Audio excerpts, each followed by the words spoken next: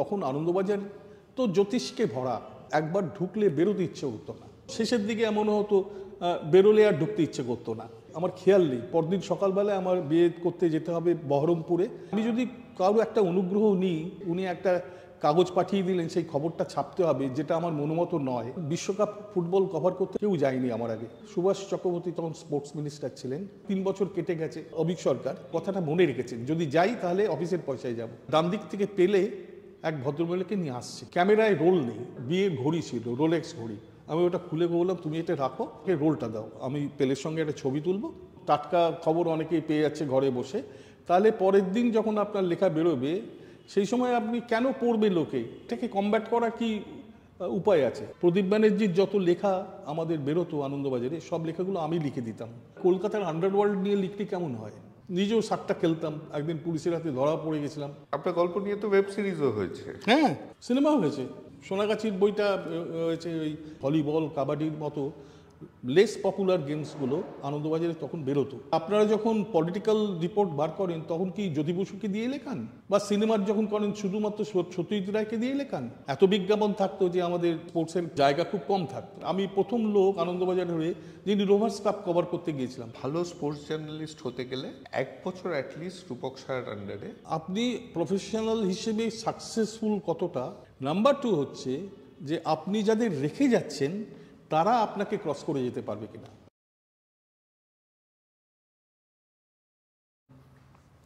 নমস্কার, আজকে আবার পার্ক স্ট্রিট প্যাটিওতে।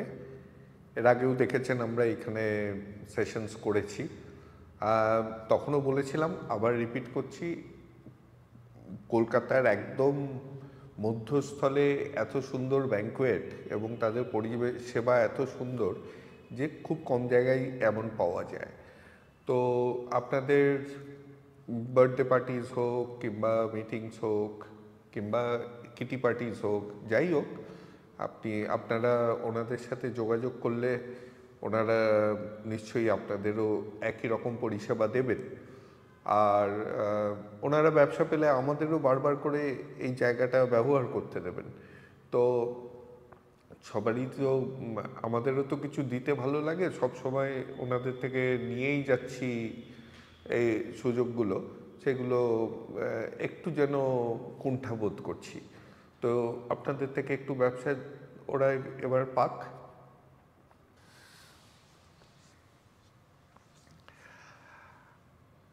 কয়েকদিন আগে L&T চেয়ারম্যান S.N. সুব্রমণিয়ান একটা কথা বলে খুব বিতর্কর মধ্যে পড়ে গেছেন। উনি বলেছেন যে 7 দিন কাজ করা উচিত আমাদের, এবং মিনিমাম 90 ঘন্টা তো কাজ করাই উচিত। তো আজকে আমরা যার সাথে বসেছি তিনি এইরকম একটা টিমকে ম্যানেজ করেছেন, কিন্তু তার থেকে উনি 90 ঘন্টা কাজ করতে বাধ্য করেছিলেন কিনা জানার আগে আমরা তার সম্বন্ধে যদি বলি, আমরা শুনতে পেলাম রিসার্চ করার সময় যে উনি বিয়ের দিনও অফিস করেছেন, এবং লোকজন একটু প্যানিক করে গেছিল যে উনি হারিয়ে গেছেন কিনা, কারণ তখন তো মোবাইল ফোন ছিল না। তো কারণ উনি সময় মতন বাড়ি পৌঁছাননি, কাজ করছিলেন। সেইখান থেকে আমরা যদি আরেকটু এগোই তাহলে জানব যে একটা অ্যাক্সিডেন্টে পড়েছিলেন রাস্তায়। সেই অ্যাক্সিডেন্টে পিঠে ব্যথা নিয়েও গন্তব্যস্থল কিন্তু সেই অফিস, বাড়ি ফিরে যাননি। তারপর অফিসের কলিগরা তাকে বাড়ি ফিরিয়ে দিয়েছে, সেটা অন্য কথা, কিন্তু উনি স্বইচ্ছায় কিন্তু অফিসেই পৌঁছেছেন। এরপরে আসি একটা লোককথায়, সেটা কতটা সততা আছে সেটা জেনে নিতে হবে, যে ফুটবলের সম্রাট ব্রাজিলের পেলে, তার সাথে উনি একটা প্লেনে একসাথে ছিলেন, কথা বলার সুযোগ পাচ্ছিলেন না, এবং উনি তার জন্য ওনার বিয়ের রোলেক্স ঘড়িটা খুলে নিয়ে উনি একজনকে দিয়ে দিয়েছিলেন, যার থ্রু দিয়ে উনি পেলের সাথে কথা বলতে পেরেছিলেন। সুব্রমণিয়ান সাহেব বলেছেন যে স্ত্রীর মুখের দিকে তাকিয়ে কতক্ষণ আর বসে থাকবে, এই বিয়ের ঘড়ি দিয়ে দিয়ে মুখ দেখা দেখি বন্ধ হয়ে গেছিল কিনা সেটাও জানবো। তো উনি অনেক সিনিয়র, তাও খেলার ছলে এই কথাগুলো বললাম, কারণ উনি আনন্দবাজারের খেলারই সম্পাদক ছিলেন দীর্ঘ বছর ধরে। সেইখান থেকে উনি বিনোদন জগতের সম্পাদক হলেন একই গোষ্ঠীর আন্ডারে। তো এই খেলা থেকে বিনোদন ট্রানজিশনটা কেমন হলো সেটা সম্বন্ধেও আমাদের জানতে হবে, কারণ দুটো তো অন্য অন্য জগৎ। এখন উনি বই লিখছেন, লেখক হিসেবে ভালো পরিচিতি হয়েছে ওনার লেখা নিয়ে। টিভি সিরিয়াল হয়েছে, ছোট গল্প, শর্ট ফিল্মস তৈরি হয়েছে এবং ফুল লেন্থ মুভিজও তৈরি হয়েছে। তো আজকে আমাদের সাথে রূপক সাহা। নমস্কার। তো রূপক দা করে বলি? হ্যাঁ, নিশ্চয়ই নিশ্চয়ই। তো এটা একটা ব্যাপার আছে, কিন্তু কলকাতায় সাংবাদিকদের দেখলেই মনে হয় যে একটু দাদা দাদা বলি। তো যে ঘটনাগুলো বললাম সবগুলো তো বিস্তারিতভাবে শুনবো, কিন্তু প্রাইমা ফেসি সবগুলো সত্য? হ্যাঁ, সবগুলোই সত্য। তার আগে আপনার শুরুর কথা তো আমি একটু ধরে নিয়ে আমি বলছি, যেখানে বসে আমরা ইন্টারভিউটা দিচ্ছি বা নিচ্ছি, সেই জায়গাটায় ঢুকেই আমার প্রথমে যে লুকটা চোখে পড়লো, একদম ভিক্টোরিয়া আমলের কোনো একটা অ্যাংলো ইন্ডিয়ান বা ইংরেজদের কোনো একটা অ্যাপার্টমেন্টে এসে বসেছি। এত সুন্দর সাজানো গোছানো, এবং আমার মনে হয় এখানে যে পারপাসে এই হলটা রয়েছে সেই ছোটোখাটো পার্টি, ফ্যামিলি পার্টির জন্য একটা আইডিয়াল জায়গা, এবং জায়গাটাও খুব সুন্দর, একদম পার্ক হোটেলের ঠিক উল্টো দিকে। তো এত সুন্দর একটা পরিবেশে বসে নিশ্চয়ই বানিয়ে গপ্প করা যাবে না আমার মনে হয়। এবং আপনি যে তিনটে ঘটনার কথা বললেন, যে আমার বিয়ের দিন, সেদিনকে আমার এখনও মনে আছে যে 14ই ডিসেম্বর 78 সালে, তখন আমি আনন্দবাজারে কাজ করি। তো সেই সময়টায় যেদিনকে বিয়ে, তার আগের দিন কলকাতায় একটা ইন্টারন্যাশনাল ওয়ার্ল্ড চ্যাম্পিয়নশিপ হচ্ছিল বিলিয়ার্ডসের। তো অর্ডিন্যান্স ক্লাবে সেই চ্যাম্পিয়নশিপটা হচ্ছিল, এবং খেলছিলেন মাইকেল ফেরিরা, তখনকার দিনের একটা ওয়ার্ল্ড চ্যাম্পিয়ন যিনি ছিলেন তিনি। তো ওখানে বসে আমার সন্ধ্যে 7টার সময় থেকে কখন যে রাত্রির 12টা বেজে গেছে আমার খেয়াল নেই। পরদিন সকালবেলায় আমার বিয়ে করতে যেতে হবে বহরমপুরে, মানে ভোর 5টার সময় বাসে উঠে যেতে হবে। আমার মনেই নেই যে বাড়ি ফিরতে হবে, কারণ উনি সেদিনকে একটা ব্রেক করেছিলেন, 1200 পয়েন্টের একটা ব্রেক, মানে যেটা একটা ওয়ার্ল্ড রেকর্ড ব্রেক। তো ওইটা ছেড়ে উঠে আসতে পারছিলাম না। এদিকে তখন তো টেলিফোন খুব একটা ঘরে ঘরে ছিল না, মোবাইল ফোনের কথা তো আমরা তখন ভাবতেই পারতাম না। তো আমাকে ফিরতে, তখন আমার বাড়ি ফিরতে ফিরতে 1টা হয়ে গেছিলো। বাড়ির লোকেরা সবাই ধরে নিয়েছিল যে কোনো না কোনো অ্যাক্সিডেন্ট হয়েছে। তো আমাকে দেখার পর সবাই হাঁপ ছেড়ে বাঁচেন। তখন আমায় বলতে বাধ্য হলাম যে না, আমি একটা টুর্নামেন্টের মধ্যে ছিলাম এবং এত একটা ইন্টারেস্টিং অবস্থায় ছিলাম যে উঠে আসতে পারছিলাম না। এটা যদি অ্যারেঞ্জ ম্যারেজ, হয়তো বাড়ির লোকেরা ভাবছে পালিয়েই গেছে, ছেলে বিয়ে করবে না। না, সেই রকম নয়, সেরকম নয়। আমি বেসিক্যালি একজন খুব ডিসিপ্লিন এবং ফ্যামিলি ম্যান। আমি সারা জীবন সাংবাদিকতা করেছি, প্রায় 50 বছর হয়ে গেল। তো আমি অন্যান্য খুব সাকসেসফুল জার্নালিস্টদের মতো নই। আমি খুব ডিসিপ্লিনের মধ্যে সারা জীবনটা আমার কাটিয়েছি। ফলে এই ধরনের ঘটনা প্রচুর হয়েছে। তার একটা কারণও ছিল অনিমেষবাবু, তার একটা কারণ ছিল, তখন আনন্দবাজার তো জ্যোতিষকে ভরা, এত নক্ষত্র, লেখার জগতের নক্ষত্র, তারপরে পলিটিক্যাল যারা সাংবাদিক, বরুণ সেনগুপ্ত, কত বড় বড় নামকরা লোক তখন আনন্দবাজারে। সেই সময়টা আমরা যখন সবে আনন্দবাজারে ঢুকেছি, তখন আনন্দবাজারে ঢুকতে না বেরোতে ইচ্ছে করতো না। মানে নর্মালি স্পোর্টস রিপোর্টার আমরা, আমাদের মতো যারা ছিলেন, তারা আমার আগে তারা বাড়ি থেকে মাঠে যেতেন, মাঠে ম্যাচ কভার করে অফিসে আসতেন সন্ধ্যে 7টার সময়। কিন্তু আমি দেখলাম যে এই 7 থেকে 11টা যদি আমি আমার রুটিনটা রাখি, আমার মনে হয় যে জার্নালিস্ট পোটেনশিয়ালিটি আমি পুরোপুরি আমি ইউটিলাইজ করতে পারছি না। তো আমি করতাম কি, রোজ 11টার সময় আমি অফিস চলে আসতাম এবং অফিসে এসে খেলার বাইরে অন্যান্য যে খবরগুলো সেগুলো চেস করতে শুরু করতাম। তো অনেকেই হয়তো আমার সিনিয়র জার্নালিস্টরা আমাদের ডিপার্টমেন্টে যারা ছিলেন আমার উপর খুব অসন্তুষ্ট হয়েছিলেন যে এই ছেলেটা কেন এত তাড়াতাড়ি আসবে, আমাদের মতো কেন 7টার পরে আসবে না। তো সেটা আমার ভাল লাগতো না, আমি শিডিউলটা চেঞ্জ করে দিয়েছিলাম। এবং জানি না কোনো একটা পারপাসলি এটা করেছিলাম কি না, কেননা পরের দিকে দেখা গেল সব খেলাগুলো সন্ধেবেলার দিকে চলে আসছে, আদার দেন ক্রিকেট। তখনও পর্যন্ত ক্রিকেটটা কিন্তু এইরকম ফ্লাড লাইটে হয়নি। আদার দেন ক্রিকেট সমস্ত খেলাগুলো ফ্লাড লাইটে হতে শুরু করলো এবং নর্মালি আমাদের টাইমটা আরও পিছিয়ে গেল, আরও অনেকক্ষণ থাকতে হতো। তো আমার ক্ষেত্রে আমি দেখেছি রাত্রির 1টা 2টো আমার বেজে যেত এই টুর্নামেন্টগুলো করতে, বিভিন্ন ধরনের ম্যাচ করা, খবর করা, এগুলো করতে। তো সেই কারণে একটাই জিনিস খুব ভালো লাগতো, আনন্দবাজার বিল্ডিংটা এত সুন্দর ছিল, অ্যাটমসফিয়ারটা এত সুন্দর ছিল যে তখন একবার ঢুকলে বেরোতে ইচ্ছে হতো না। তো এইটাও একটা কারণ।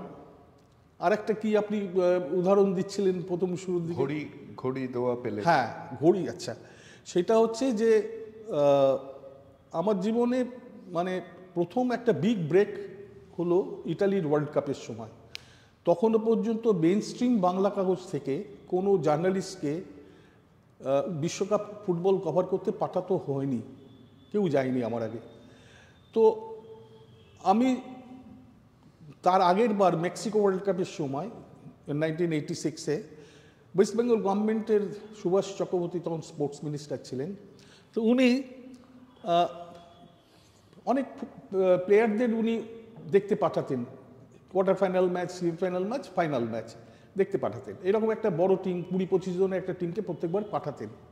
তো সেবারে 86-এ ওর কি কেন জানি না আমার উপর কী ইয়ে হলো, করুণা হলো। উনি বললেন যে আমি এখান থেকে প্লেয়ার তো ফরমার প্লেয়ারদের তো বটেই, আমি 2জন রিপোর্টারকে পাঠাবো। একজন হচ্ছে আনন্দবাজারের রূপক সাহা আর একজন হচ্ছেন গণশক্তির শৈলেশ চৌধুরী বলে এমন একজন।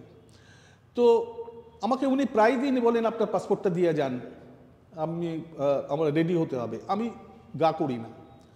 একদিন তো দেখা হতে আমাকে খুব বকুনিয়ে দিলেন যে কেন আমরা পাঠাচ্ছি, কেন আপনি যাবেন না। তো আমার তখন ভয় হতো যে আমি যদি কারো একটা অনুগ্রহ নিই, পরে যদি ওয়ার্ল্ড কাপ থেকে ফিরে এসে উনি একটা কাগজ পাঠিয়ে দিলেন, সেই খবরটা ছাপতে হবে যেটা আমার মনোমতো নয়, আমি মনে করছি এটা খবর নয়, তখন উনি আমার উপর অসন্তুষ্ট হবেন। এই ব্যাকআপ মাইন্ড থেকে আমি রিফিউজ করে যাচ্ছিলাম, আমি গা দেখাচ্ছিলাম না। তো একদিন যখন ওয়ার্ল্ড কাপ মাঝামাঝি চলছে, সেই সময় আমাদের যিনি এডিটর ছিলেন অভিক সরকার, তিনি আমাকে হঠাৎ ডেকে পাঠালেন। ডেকে পাঠিয়ে বললেন জানে গভর্নমেন্ট থেকে তোমাকে পাঠাতে চাইছে, তুমি কেন না করছো, কেন যেতে চাইছো না কেন। তখন তো অনেক কম বয়স, তখন আমার মুখ দিয়ে বেরিয়ে গিয়েছিল যে যদি আমি যাই তাহলে আমি অফিসের পয়সায় যাব, আমি গভর্নমেন্টের পয়সায় যাব না। তো তখন উনি আমার দিকে খানিকক্ষণ তাকিয়ে বললেন ঠিক আছে ঠিক আছে। তো তারপর তো 3 বছর 4 বছর 3 বছর কেটে গেছে। আমার কিছুতেই আমি ভাবতে পারিনি যে উনি কথাটা মনে রেখেছেন, যদি যাই তাহলে অফিসের পয়সায় যাব।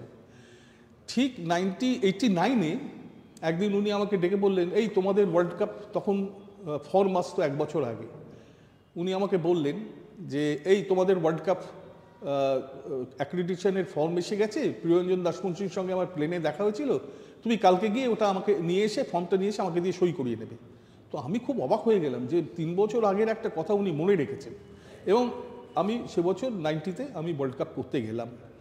তো যখন গেছি তখন প্রচণ্ড উৎসাহ যে একটা কিছু করতে হবে, এবং আমার তখন একটা ব্যাকআপ মাইন্ড একটা কথা আমার বারবার মনে হচ্ছিল, আমি প্রথম, আমাকে ভালো কিছু করতে হবে, আমি যদি ফেল করি তাহলে খবরের কাগজের মালিকরা আর কোনোদিন আর কাউকে পাঠাবেন না, সুতরাং আমাকে ভালো করতেই হবে। তো আমি প্রচণ্ড পরিশ্রম করে প্রচণ্ড, তখন তো আর এই গুগল ছিল না, তখন আমাকে যা কিছু আগে থেকে প্রিপারেশন নিয়ে যেতে হতো, পুরনো কাগজ ঘেটে সমস্ত তথ্য সংগ্রহ করে আমি নিজেকে তৈরি করলাম। তো যেদিনকে আমরা গেছি ওখানে প্রথম আমি ব্রাজিলের ম্যাচ কখনো দেখিনি। তো সেদিনকে খেলাটা আমি ছিলাম রোম বেসড, রোমে ছিলাম। তো ওখান থেকে তুরিনে যেতে হবে, তুরিন একটা শহর, সেখানে প্রথম ব্রাজিল খেলবে সুইডেনের এগেনস্টে। তো আমি ভীষণ এক্সাইটেড, ছোটোবেলা থেকে পেলের নাম শুনছি, ব্রাজিল টিম চ্যাম্পিয়ন টিমের নাম শুনছি, এই ম্যাচ দেখবো, খুব এক্সাইটেড আমি। তো এয়ারপোর্টে এসছি, আসার পর যে প্লেনটার টিকিট আমার কেটে দিয়েছিল অফিস, আমরা কয়েকজন জার্নালিস্ট ওখানে বসে গল্প করতে করতে এয়ারপোর্টে দাঁড়িয়েই, কাউন্টারের সামনে দাঁড়িয়ে, ওই প্লেনটা তখন ছেড়ে চলে গেছে। হঠাৎ খেয়াল হয়েছে, আরে আমাদের প্লেন তো নেই, চলে গেছে। তখন আমরা কাউন্টারে গিয়ে ভদ্রমহিলাকে বললাম যে আমাদের করুন, টিকিট দিন, আমাদের যেতে হবে, ম্যাচটা কভার করতে হবে। তো ওরা বুঝতেই পারছে যে একটা সামনে ব্যাচ লাগানো থাকে, জার্নালিস্টদের ব্যাচ লাগানো থাকে, বুঝতেই পেরেছে ওয়ার্ল্ড কাপ করতে এসছে। তো উনি আমাদের পরের ফ্লাইটটা, 1 ঘন্টার ফ্লাইট, পরের ফ্লাইটটা আমাদের টিকিটটা দিলেন। আমি যখন টারমাকে গেছি প্লেনে উঠবো, তখন দেখি এই 30 সিটার প্লেন একটা, তখন দেখি যে অনেকেই সিঁড়ির দিকে যাচ্ছেন, আবার সরে যাচ্ছেন। তো এগুলো অবাক হয়ে গেছি। আমি উঠতে গিয়ে দেখলাম ডান দিক থেকে পেলে এক ভদ্রমহিলাকে নিয়ে আসছেন, এবং ওকে সম্মান জানানোর জন্য কেউ আগে উঠছেন না। উনি উঠবার পর বাকিরা সবাই উঠলো। আমি গিয়ে দেখলাম যে উনি প্রথম সিটটাতে বসছেন, 1A 1B, আর আমার সিটটা পড়েছে 7 নম্বরে, 7A, আইলসের ধারে। তো আমি গিয়ে আমার তখন স্ট্রাইক করলো যে তার আগে 77 সালে পেলে একবার এখানে খেলতে এসেছিলেন, তার ইন্টারভিউ নিয়েছিলাম আমরা প্রেস কনফারেন্সে। তো আমাকে একটা এক্সক্লুসিভ ইন্টারভিউ করতেই হবে। তো আমি প্লেন ছাড়ার আগে যখন সবাই বসছে, তখন আমি ওনাকে গিয়ে বললাম যে আমি এখন ইন্ডিয়া থেকে এসেছি, আমি একজন রিপোর্টার, আমি আপনার একটা ইন্টারভিউ নিতে চাই। তখন উনি বললেন, ও আচ্ছা আচ্ছা। তো আমি ওকে বললাম যে আপনি মনে আছে কি যে 77 সালে আপনি একবার ইন্ডিয়াতে খেলতে গিয়েছিলেন, 24শে সেপ্টেম্বর, কসমস ক্লাবের হয়ে? তখন উনি বলছেন, ইজ ইট, আমি সত্যি খেলতে গিয়েছিলাম ইন্ডিয়াতে? তো আমি একটু অবাক হয়ে পেছিয়ে এলাম যে মনে নেই, একটা দেশে খেলতে গেছে, এটা স্বাভাবিক, কারণ উনি 180টা দেশে ঘুরেছেন, তো ওর পক্ষে মনে রাখা সম্ভব না ইন্ডিয়ায় উনি এসেছিলেন কিনা। তো যাই হোক, যখন প্লেনটা ফ্লাইট ও টেক অফ করেছে, তখন আমার খেয়াল হলো, আরে এই লোকটার সঙ্গে আমি যে ইন্টারভিউ নিচ্ছি, আমার একটা ছবি তুলে রাখা দরকার, যাতে আমি প্রমাণ দিতে পারবো যে সত্যিই আমি একটা ইন্টারভিউ নিয়েছিলাম কিনা। আর তখন পেলের ইন্টারভিউ না মানে বাঙালি জার্নালিস্টদের কাছে একটা বিশাল ব্যাপার, এখন হয়তো অনেকেই করছেন, নেন, তখন একটা বিরাট ব্যাপার ছিল। তো আমি যখন ফ্লাইট টেক অফ করছে, উনি বললেন তুমি টেক অফ করার পর এসো, 1 ঘন্টার ফ্লাইট, এখানে বসে আমি দিয়ে দেবো। আমি হঠাৎ আবিষ্কার করলাম যে আমার নেই, তোমার ক্যামেরায় রোল নেই। আরে তাহলে তো মুশকিল, কেউ বিশ্বাস করবে না কলকাতায় যে আমি বড় ইন্টারভিউ নিয়েছিলাম। তো আমি করলাম কি, একদম শেষে চলে গেলাম, গিয়ে প্রচুর লোক যারা সিটে বসে আছেন তাদের জিজ্ঞেস করতে লাগলাম যে তোমাদের কাছে কোনো ফিল্মের রোল আছে, যদি দাও আমার খুব ভালো হয়। তো অনেকেই বলছে না না না। একজন খুব লম্বা চওড়া একটা লোক, ব্রাজিলিয়ান, উনি আমাকে বললেন যে তুমি যুদ্ধ করতে এসছো, অস্ত্র ছাড়িয়ে এসছো? তো আমি তাকিয়ে দেখলাম লোকটারই ভীষণ লম্বা চওড়া লোক। তো আমি আর কিছু বললাম না। তো তারপরে এক ভদ্রমহিলার ভদ্রলোক বসেছিলেন, ইয়াং কাপল।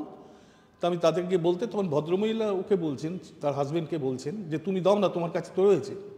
নর্মালি কি হয়, আমরা যখন একটা প্রেস সেন্টার থেকে আরেকটা প্রেস সেন্টারে যাই ওয়ার্ল্ড কাপের সময়, তখন ওখানে ওই ক্যামেরার কোম্পানিগুলোর স্টল থাকে, ওখান থেকে বিনে পয়সায় আমাদের রোল দেওয়া হয়। হ্যাঁ, আমরা রোলটা শেষ করে ওখানে জমা দিই, ওরা আবার ওয়াশ করে আমাদের দিয়ে দেয় ছবিগুলো। তো সেই দিনকে, তার আগের দিন রোমে গিয়ে রোম সেন্টারে আমি ওই রোলটা শেষ করে ফেলেছি এবং দিয়ে এসেছি, আমার কাছে আর কোনো রোল নেই। তো আমাকে দিল, তো আমাকে বললো যে তোমাকে তো পয়সা দিতে হবে, আমাকে বললো। তো আমি বললাম একটা রোলের দাম কত, যে পয়সা দিতে হবে? আর যখন বলছি আমার আর্জেন্সি এরকম, তো আমি বললাম কত দিতে হবে? একটা এক্সরবিটেন্ট চার্জ বললো, 16,000 লিরা। তো আমি বললাম আমার তো এত টাকা নেই, হ্যাঁ, আমার কাছে চেক। তো বললো না না, চেকে হবে না, তোমার ক্যাশ দিতে হবে।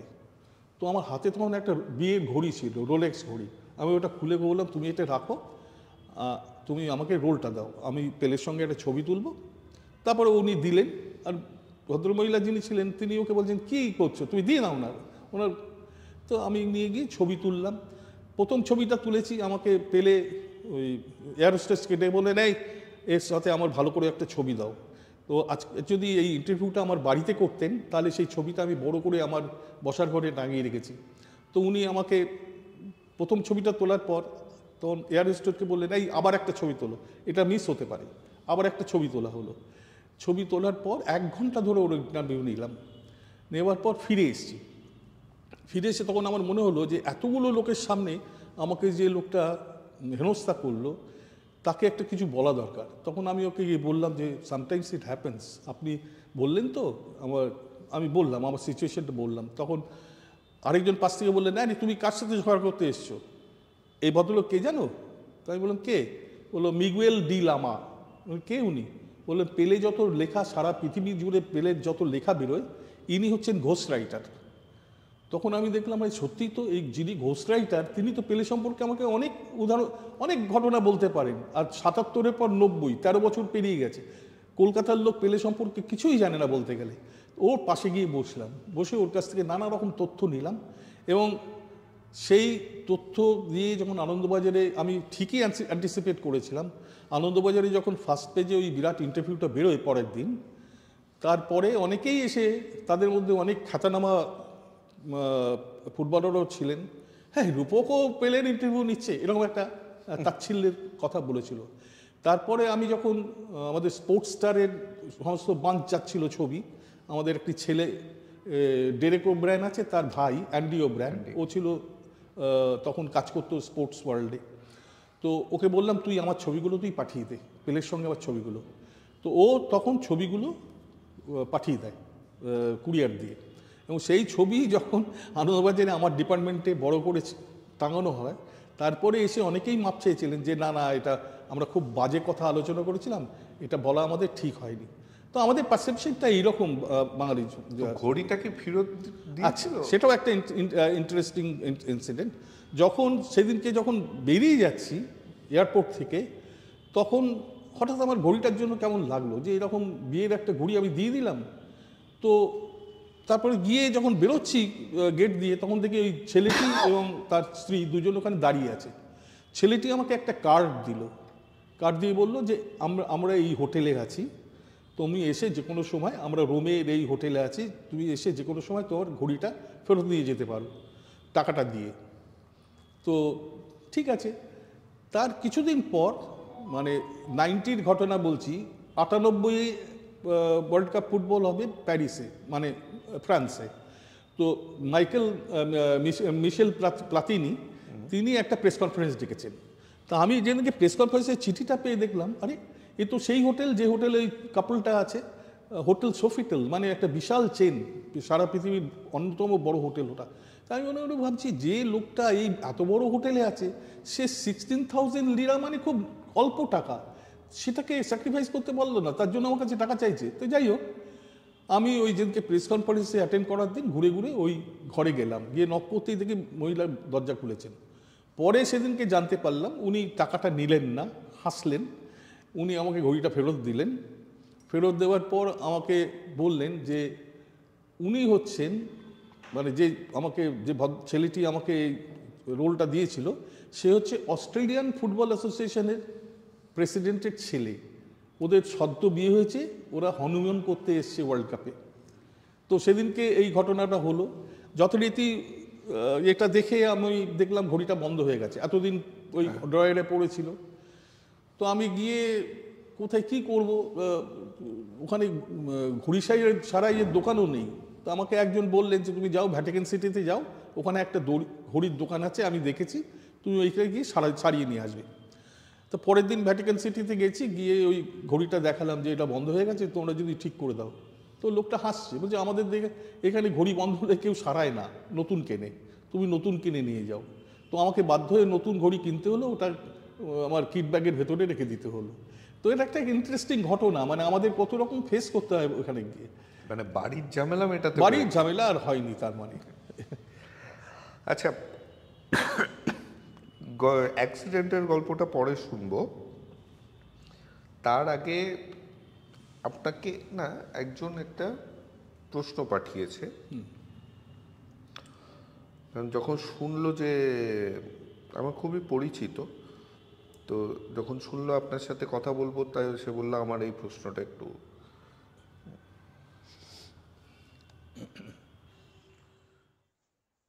নমস্কার রূপকদা, আমি শুভদীপ ব্যানার্জি, যুগসংঘ পত্রিকার সঙ্গে যুক্ত আছি। তো আপনার একটি পরামর্শের প্রয়োজন আমার। সময়ের সঙ্গে সঙ্গে আমরা দেখেছি যে ক্রীড়া সাংবাদিকতাতে অনেকটাই পরিবর্তন এসেছে। বর্তমানে ইউটিউব, সোশ্যাল মিডিয়া, ডিজিটাল মিডিয়ার দৌলতে এখন কোনো খবরই আর সেই অর্থে টাটকা থাকছে না। তো এই জায়গায় দাঁড়িয়ে প্রিন্ট মিডিয়ায় কাজ করাটা কি একটু কঠিন হয়ে পড়েছে? আমি বলতে চাইছি, এই পরিস্থিতির মধ্যে প্রিন্ট মিডিয়ার তরুণ ক্রীড়া সাংবাদিক বা উঠতি ক্রীড়া সাংবাদিকদের আপনি কি উপদেশ দেবেন? প্রশ্নটা হচ্ছে যে এখন এত ডিজিটাল মিডিয়ার জন্য টাটকা খবর অনেকেই পেয়ে যাচ্ছে ঘরে বসে, তাহলে পরের দিন যখন আপনার লেখা বেরোবে সেই সময় আপনি কেন পড়বে লোকে, আর এটাকে কমব্যাট করা কি উপায় আছে? এটাই তো প্রশ্ন। এটাই খুব ভালো প্রশ্ন করেছে। এই যে প্রবলেমটা, যে ধরো দূরদর্শন আরম্ভ হচ্ছে 75-এ আমরা হঠাৎ লক্ষ্য করলাম, তখন আমি প্রফেশনে সদ্য এসেছি, লক্ষ্য করলাম যে এই টেলিভিশনের কাভারেজটা খুব বাড়ছে। ধরুন ইডেনে একটা খেলা হচ্ছে, সেই খেলাটা বিকেল 5টার মধ্যে সবাই যারা ইডেনে ছিল কমেন্ট্রি শুনেছে, টিভিতে দেখেছে, তারা পুঙ্খানুপুঙ্খভাবে জেনে গেছে যে কি হয়েছে রেজাল্টটা।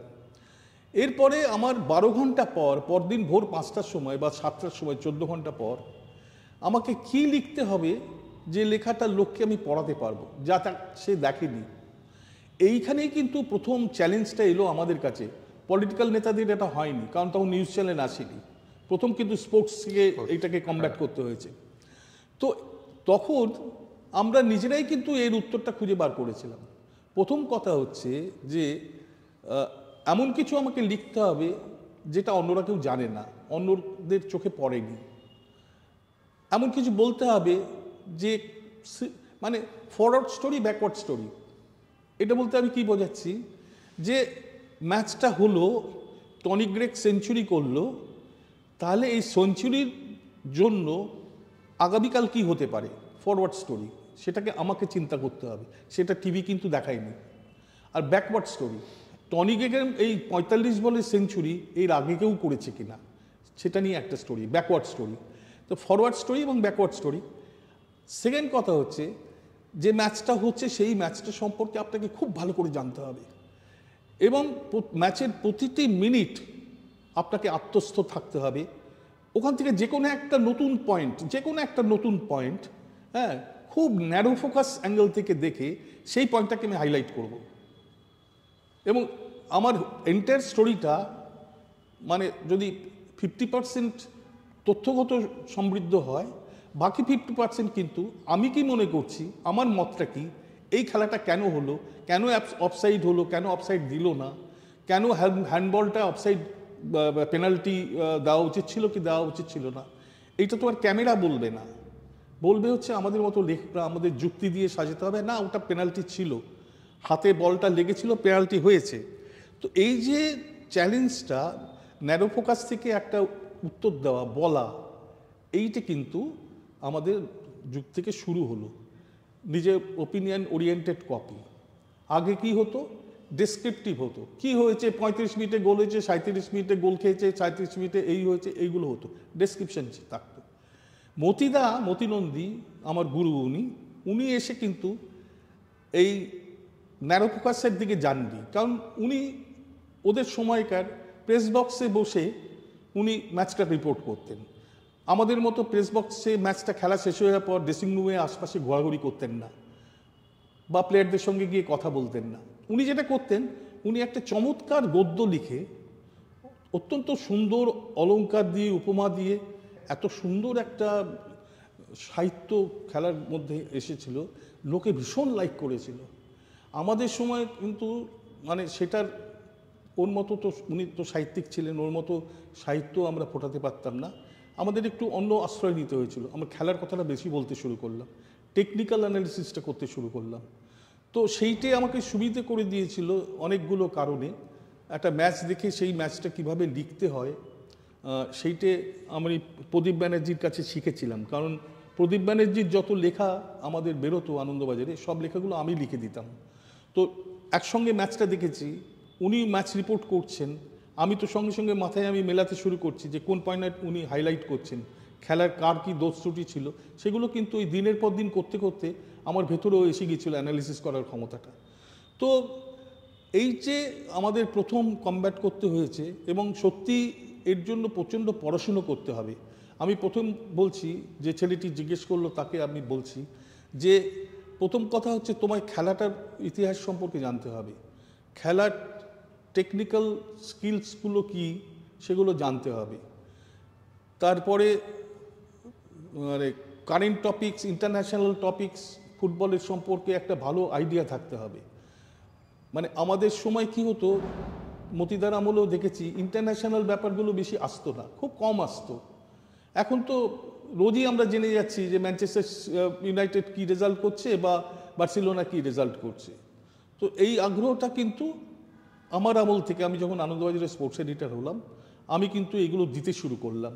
ইউরোপিয়ান চ্যাম্পিয়নশিপের খবর প্রথম দিতে শুরু করলাম, ওয়ার্ল্ড কাপের খবর দিতে শুরু করলাম, আরও বেশি করে প্রি ওয়ার্ল্ড কাপের খবর দিতে শুরু করলাম, অলিম্পিকের বিভিন্ন। একটা সময় গিয়ে দেখলাম যে আমাদের বাঙালিদের মানসিকতা হচ্ছে শুধুমাত্র ক্রিকেট এবং ফুটবল, এটা করলে চলবে না, আরও বহু খেলা আছে যেগুলোকে নিয়ে আসতে হবে। এবং এর শুরুটা করেছিলেন মতিদা।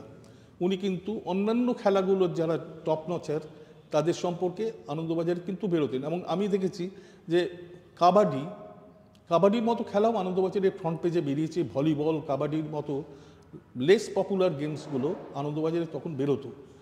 সুইমিংয়ের খবর এখন তো দেখাই যায় না, স্টেট চ্যাম্পিয়নশিপে কে চ্যাম্পিয়ন হলো কেউ বলতে পারবে না। এবং এই ধরনের ছেলেগুলো যাদের এখন এই কৌতূহল জানার জন্য, তাদের কিন্তু এইটে মাথায় রাখতে হবে, স্টেট লেভেলের নয়, স্টেটের জুনিয়র লেভেলের কে কোন খেলায় কে কত ভালো পারদর্শী হচ্ছে সেইগুলো কিন্তু খবর রাখতে হবে আনটিল অলিম্পিক্স। আজকে নীরজ চোপড়ার কথা আমরা জানতে পারলাম টোকিও অলিম্পিকের পর, তার আগে তো নীরজ চোপড়ার নামই কেউ শোনেনি।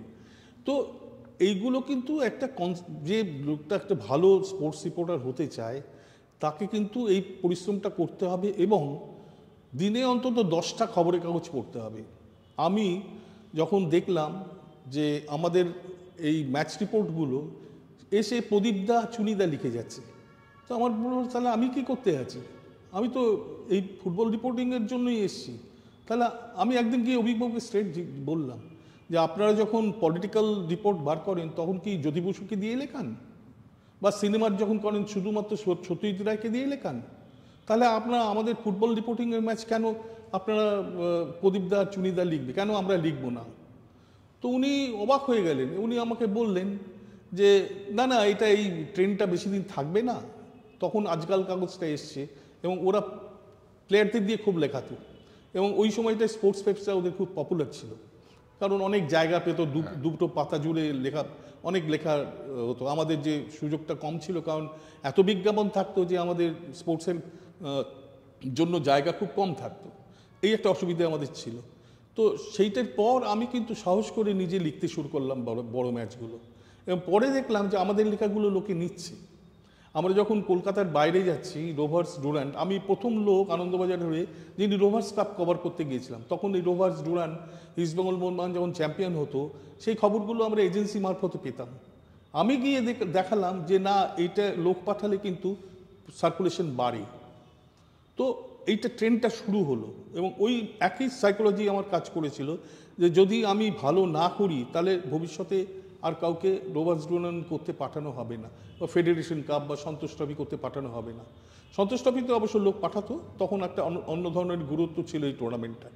তো এই পায়োনিয়ারিং কাজগুলো কিন্তু আমাদের করতে হয়েছে, এবং সেটার জন্য আমি কিন্তু কোনো কৃতিত্ব নিচ্ছি না। বা আরেকটা কথা বলছি যে কলকাতার বাইরে তখন ফোন করে খবর চেস করা, এটা আমি প্রথম শুরু করি। হ্যাঁ, মানে ধরুন বম্বেতে কুপারেজের মাঠে একটা গুরুত্বপূর্ণ মিটিং হচ্ছে, যেখানে ভাস্কর গাঙ্গুলি, মনোরঞ্জন ভট্টাচার্য, মিহির বোস, এদের সম্পর্কে ডিসিশন নেওয়া হবে, এদের সাসপেন্ড করা হবে কিনা। আমি এখান থেকে কুপারেজে রাত্রিবেলা ফোন করে, তখন প্রেসিডেন্ট ছিলেন জিয়াউদ্দিন সাহেব, তাকে ফোন করে ওই মিটিংয়ের কি হলো সেটা নিয়ে এসে আনন্দবাজারে বিরাট করে একটা স্টোরি করেছিলাম ফ্রন্ট পেজে। তো এই যে বাইরে থেকে ফোন করে খবর চেস করে নিয়ে আসা, এটা কিন্তু আমাদের সময় থেকে আমরা শুরু করেছি, যেটা আগে ছিল না। তখন হয়তো টেলিফোনের এই সুযোগটাও হয়তো ছিল না, তাদের একটা অসুবিধে ছিল, অন্যান্য বয়স্ক রিপোর্টারদের একটা অসুবিধে ছিল। তো এখান থেকে ধরুন লস অ্যাঞ্জেলস অলিম্পিকে উষা 4th হয়েছে অলিম্পিকে, আমি এখান থেকে ফোন করে লস অ্যাঞ্জেলসে ফোন করে রাত্রিবেলা সেই খবরটা করেছিলাম। আনন্দবাজারে আর্টিকেলও হয়েছিল, উষা প্রথম ইন্ডিয়ান গার্ল যে ফাইনালে অলিম্পিক ফাইনাল উঠেছে হার্ডলসে। তো আমাদের লোক গিয়েছিলেন, তিনি রিপোর্ট করেননি টাইম ডিফারেন্সের জন্য, এবং যেহেতু অন্যরাও ঠিক করেছিল যে পরের দিন ভালো করে দেবে, 12 ঘন্টার তফাৎ। তো পরের দিন কাগজে যখন আমাদের কাগজে অত বড় করে বেরিয়েছে, তখন সবাই খুব অবাক হয়ে গেছিলেন যে রূপক খবরটা পেল কোত্থেকে। তো এটা যোগাযোগের ব্যাপার থাকবে, এবং আমি প্রত্যেককে বলবো এদের মতো নতুন ছেলে যারা আসতে চাইছে, মন দিয়ে সময় দিয়ে এই প্রফেশনে আসতে। ওই এমনি হয় না। আমার দিনের বেলায় আমি আজকে ইংলিশ প্রিমিয়ার লিগের কে কীরকম খেলছে, ওদের রিপোর্টিং স্টাইলটা কি, এগুলো কিন্তু আমি রেগুলার আমাদের আনন্দবাজারের অফিসে মানে লাইব্রেরিতে গিয়ে রেগুলার আমি পড়তাম যে এটাকে এই স্টাইলটাকে ইন্ডিয়ানাইজ করা যায় কিনা, করলে আমি এগিয়ে থাকবো। গার্ডিয়ান বলুন, ইন্ডিপেন্ডেন্ট বলুন, টাইমস বলুন। পরে আরও সুবিধা হলো যখন গুগল ট্রান্সলেশনটা এসে গেল, তখন আমি এটাও জানতে পারছি যে স্পেনের কাগজ কি করছে, লাইকুব কি লিখেছে। এবং আমি অলিম্পিকে গিয়ে বা ওয়ার্ল্ড কাপে গিয়ে এই সুবিধাটা আমার হয়েছিল যে অন্যান্য কাগজ থেকে এমন অনেক রসদ পেতাম যে রসদটা স্টিল আমাদের কাগজের পক্ষে নতুন, এই তথ্যগুলো নতুন। এবং আমি 90 ওয়ার্ল্ড কাপে গিয়ে খুব ভালো একটা সাকসেসফুল রিপোর্টিং করেছিলাম। তার কারণ ছিল এই যে অন্যান্য কাগজ কী লিখছে, যেটা স্টিল আমাদের পাঠকদের কাছে নিউ, সেগুলো পাঞ্চ করতাম আমার লেখায়। তো এইটা আমি এখনও পর্যন্ত, মানে এই কাতারে যে ওয়ার্ল্ড কাপ হয়ে গেল, আমি 2টো কাগজের সাবস্ক্রিপশন নিয়েছিলাম। একটা হচ্ছে নিউ ইয়র্ক টাইমস, আমি যদিও কোনো কাগজের করিনি, ফ্রিল্যান্সিং করছিলাম এই লাস্ট কাতারের, আর গার্ডিয়ান কাগজ, এখানে বসে সাবস্ক্রিপশন নিলাম 2 মাসের জন্য। তো ওদের কাগজে যে সমস্ত লেখাগুলো বেরোতে শুরু করলো, আমি বলবো যে এই জিনিসগুলো কিন্তু এখনকার ছেলেরা ভাবে না। তারা যদি করে না, তারা অনেক কিছু জানতে পারবে, শিখতে পারবে, এবং তাদের লেখাটা অনেক উন্নত মানের লেখা হবে। আমাকে কাতারে আমাদের কলকাতার ছেলেরা যারা কাভার করতে গিয়েছিল, যখন এই লেখাগুলো বেরোচ্ছে, ঢাকার একটা কাগজ ইত্তেফাক ওখানে বেরোতো, আর উত্তরবঙ্গ সংবাদে বেরোলো, আর ত্রিপুরার একটা কাগজে বেরোতো। তো সেখানে ওখান থেকে আমাকে ছেলেগুলো ফোন করছে যে রূপকদা আপনি কোথায় আছেন, কাতারে কোথায় আছেন। মানে ওরা ধরে নিয়েছিল যে আমি কাতারে গেছি এবং ওখান থেকে বসে রিপোর্ট করছি, মানে এখানে বসেও করা যায়। আমি এই গতবার এই ছেলেগুলোকে এই লেসনটা দিয়েছিলাম যে তুমি যদি সিনসিয়ার হও, তুমি যদি মানে ডিটেলে ভেতরে গভীরে যাও, তাহলে তোমার এই স্থানটা কোনো বড় ব্যাপার নয়। কারণ টিভিতে তুমি খেলার মাঠে বসে যা দেখছো, আমি টিভিতে তাই দেখছি। তো এই একটা সুবিধে আমি ছেলেদের বলবো, সময় দিতে হবে। হ্যাঁ, তো তাহলে এইখানেই তো এসে গেল যে যেটা দিয়ে শুরু করেছিলাম, যে একটা অফিসের বস যখন বলছে 90 ঘন্টা সময় দেবে, তখন আমরা এখনকার যুক্ত সেইটা নিয়ে আপত্তি জানাতে বেশি ব্যস্ত না। আমি একটা কথা বলছি, ম্যাটারটা কত সময় দিচ্ছেন তার উপর নির্ভর করছে না। আমি একটা কথা বলেছি আপনাকে যে কোথায় কাজ করছি, সেই কাজের অ্যাটমসফিয়ারটা কীরকম, সেই কাজ ভালো লাগছে, হ্যাঁ ভালো লাগছে কিনা। আমি প্রথমেই বললাম আনন্দবাজারে তখন ঢুকলে আর বেরোতে ইচ্ছে করতো না, যদিও শেষের দিকে এমন হতো বেরোলে আর ঢুকতে ইচ্ছে করতো না। কিন্তু প্রথম দিকে যখন আমরা ঢুকেছিলাম, প্রথম 20-25 বছর আনন্দবাজারে এত সুন্দর একটা অ্যাটমসফিয়ার ছিল, মনে হতো যেন আমরা এই অফিসটায় ঢুকে ঋদ্ধ হচ্ছি। এই নিয়ে কিছু প্রশ্ন আছে। তো এটা স্পোর্টস জার্নালিস্ট মহলে শোনা যায় যে ভালো স্পোর্টস জার্নালিস্ট হতে গেলে 1 বছর অ্যাটলিস্ট রূপক সাহার আন্ডারে কাজ করতে। সত্যি এটাতে আমি আপত্তি করছি না, কেননা তখন আমাদের আমার ডিপার্টমেন্টটা আনন্দবাজারে যে ফ্লোরে ছিল, সেই ডিপার্টমেন্টের নাম ছিল চমকাইতলা। চমকাইতলার নাম, চমকাইতলার নামটা আপনার শুনেছেন নিশ্চয়ই। মানে ওখানে মানে কেউ এসে চমকাতে পারতো না, ওই জায়গাটাই আমার স্পোর্টস ডিপার্টমেন্টেই ছিল চমকাইতলা। এবং আমি শুনেছি যে অভিকবাবু যখন নতুন ছেলেরা আসতো সাব এডিটর হতে বা ট্রেনিং হতে, তখন উনি বলতেন 6 মাস স্পোর্টস ডিপার্টমেন্টে পাঠিয়ে দাও, ঠিক তৈরি হয়ে যাবে। কারণ আমাদের ওখানে মানে আমি খুব ফরচুনেট যে আমি যে সমস্ত ছেলেদের আমি যখন ঢুকেছিলাম আনন্দবাজারে তখন বয়স্ক লোকেদের ভিড় ছিল, আর আমি যখন বেরিয়ে এসেছি তখন একদম একটা ইউথ গ্রুপ, একদম ইউথ গ্রুপ, গৌতম, রূপায়ণ। তো আমি এখানেই থামাই যে, কারণ আমার পরের প্রশ্নটা আপনি যা বলছেন তারই হইতে। তো এই যে আপনার আন্ডারে কাজ করা মানে একটা অভিভাবক হিসেবে, তো আপনার প্রতিষ্ঠানের মধ্যে, আনন্দবাজারের মধ্যে এবং বাইরে, কারণ স্পোর্টস একটা ব্রাদারহুড তো থাকেই, আমি কয়েকজনের নাম নেব। তো এতদিন তো হয়ে গেল, এবার আশা করি আপনি তাদের একটা ইভ্যালুয়েশন দিতে পারবেন। নিঃসন্দেহে। তো প্রথমেই রূপায়ণ ভট্টাচার্য। আমি রূপায়ণকে নিয়েছিলাম বর্তমান থেকে। আমি বলবো যে মানে একটা পপুলার কথা আছে যে আপনি প্রফেশনাল হিসেবে সাকসেসফুল কতটা সেটা যদি এভালুয়েট করতে যান তাহলে দেখতে হবে আপনি যেখান থেকে শুরু করেছিলেন সেখান থেকে আরও উচ্চতর পদে গেছেন কিনা, নাম্বার 1। নাম্বার 2 হচ্ছে যে আপনি যাদের রেখে যাচ্ছেন তারা আপনাকে ক্রস করে যেতে পারবে কিনা। এই পরিপ্রেক্ষিতে আমি বলবো যে রূপায়ণ, আমার সঙ্গে যারা কাজ করেছে তাদের মধ্যে রূপায়ণ আজকে যে জায়গাটায় পৌঁছেছে, হ্যাঁ, সেইটি যে জায়গায় নিজেকে নিয়ে গেছে এবং ওর ভার্সাটাইলিটি, লেখা বলুন, সাবজেক্ট চয়নের বলুন, ইনকুইজিটিভনেস বলুন, পরিশ্রমের দিক থেকে বলুন, অনন্য।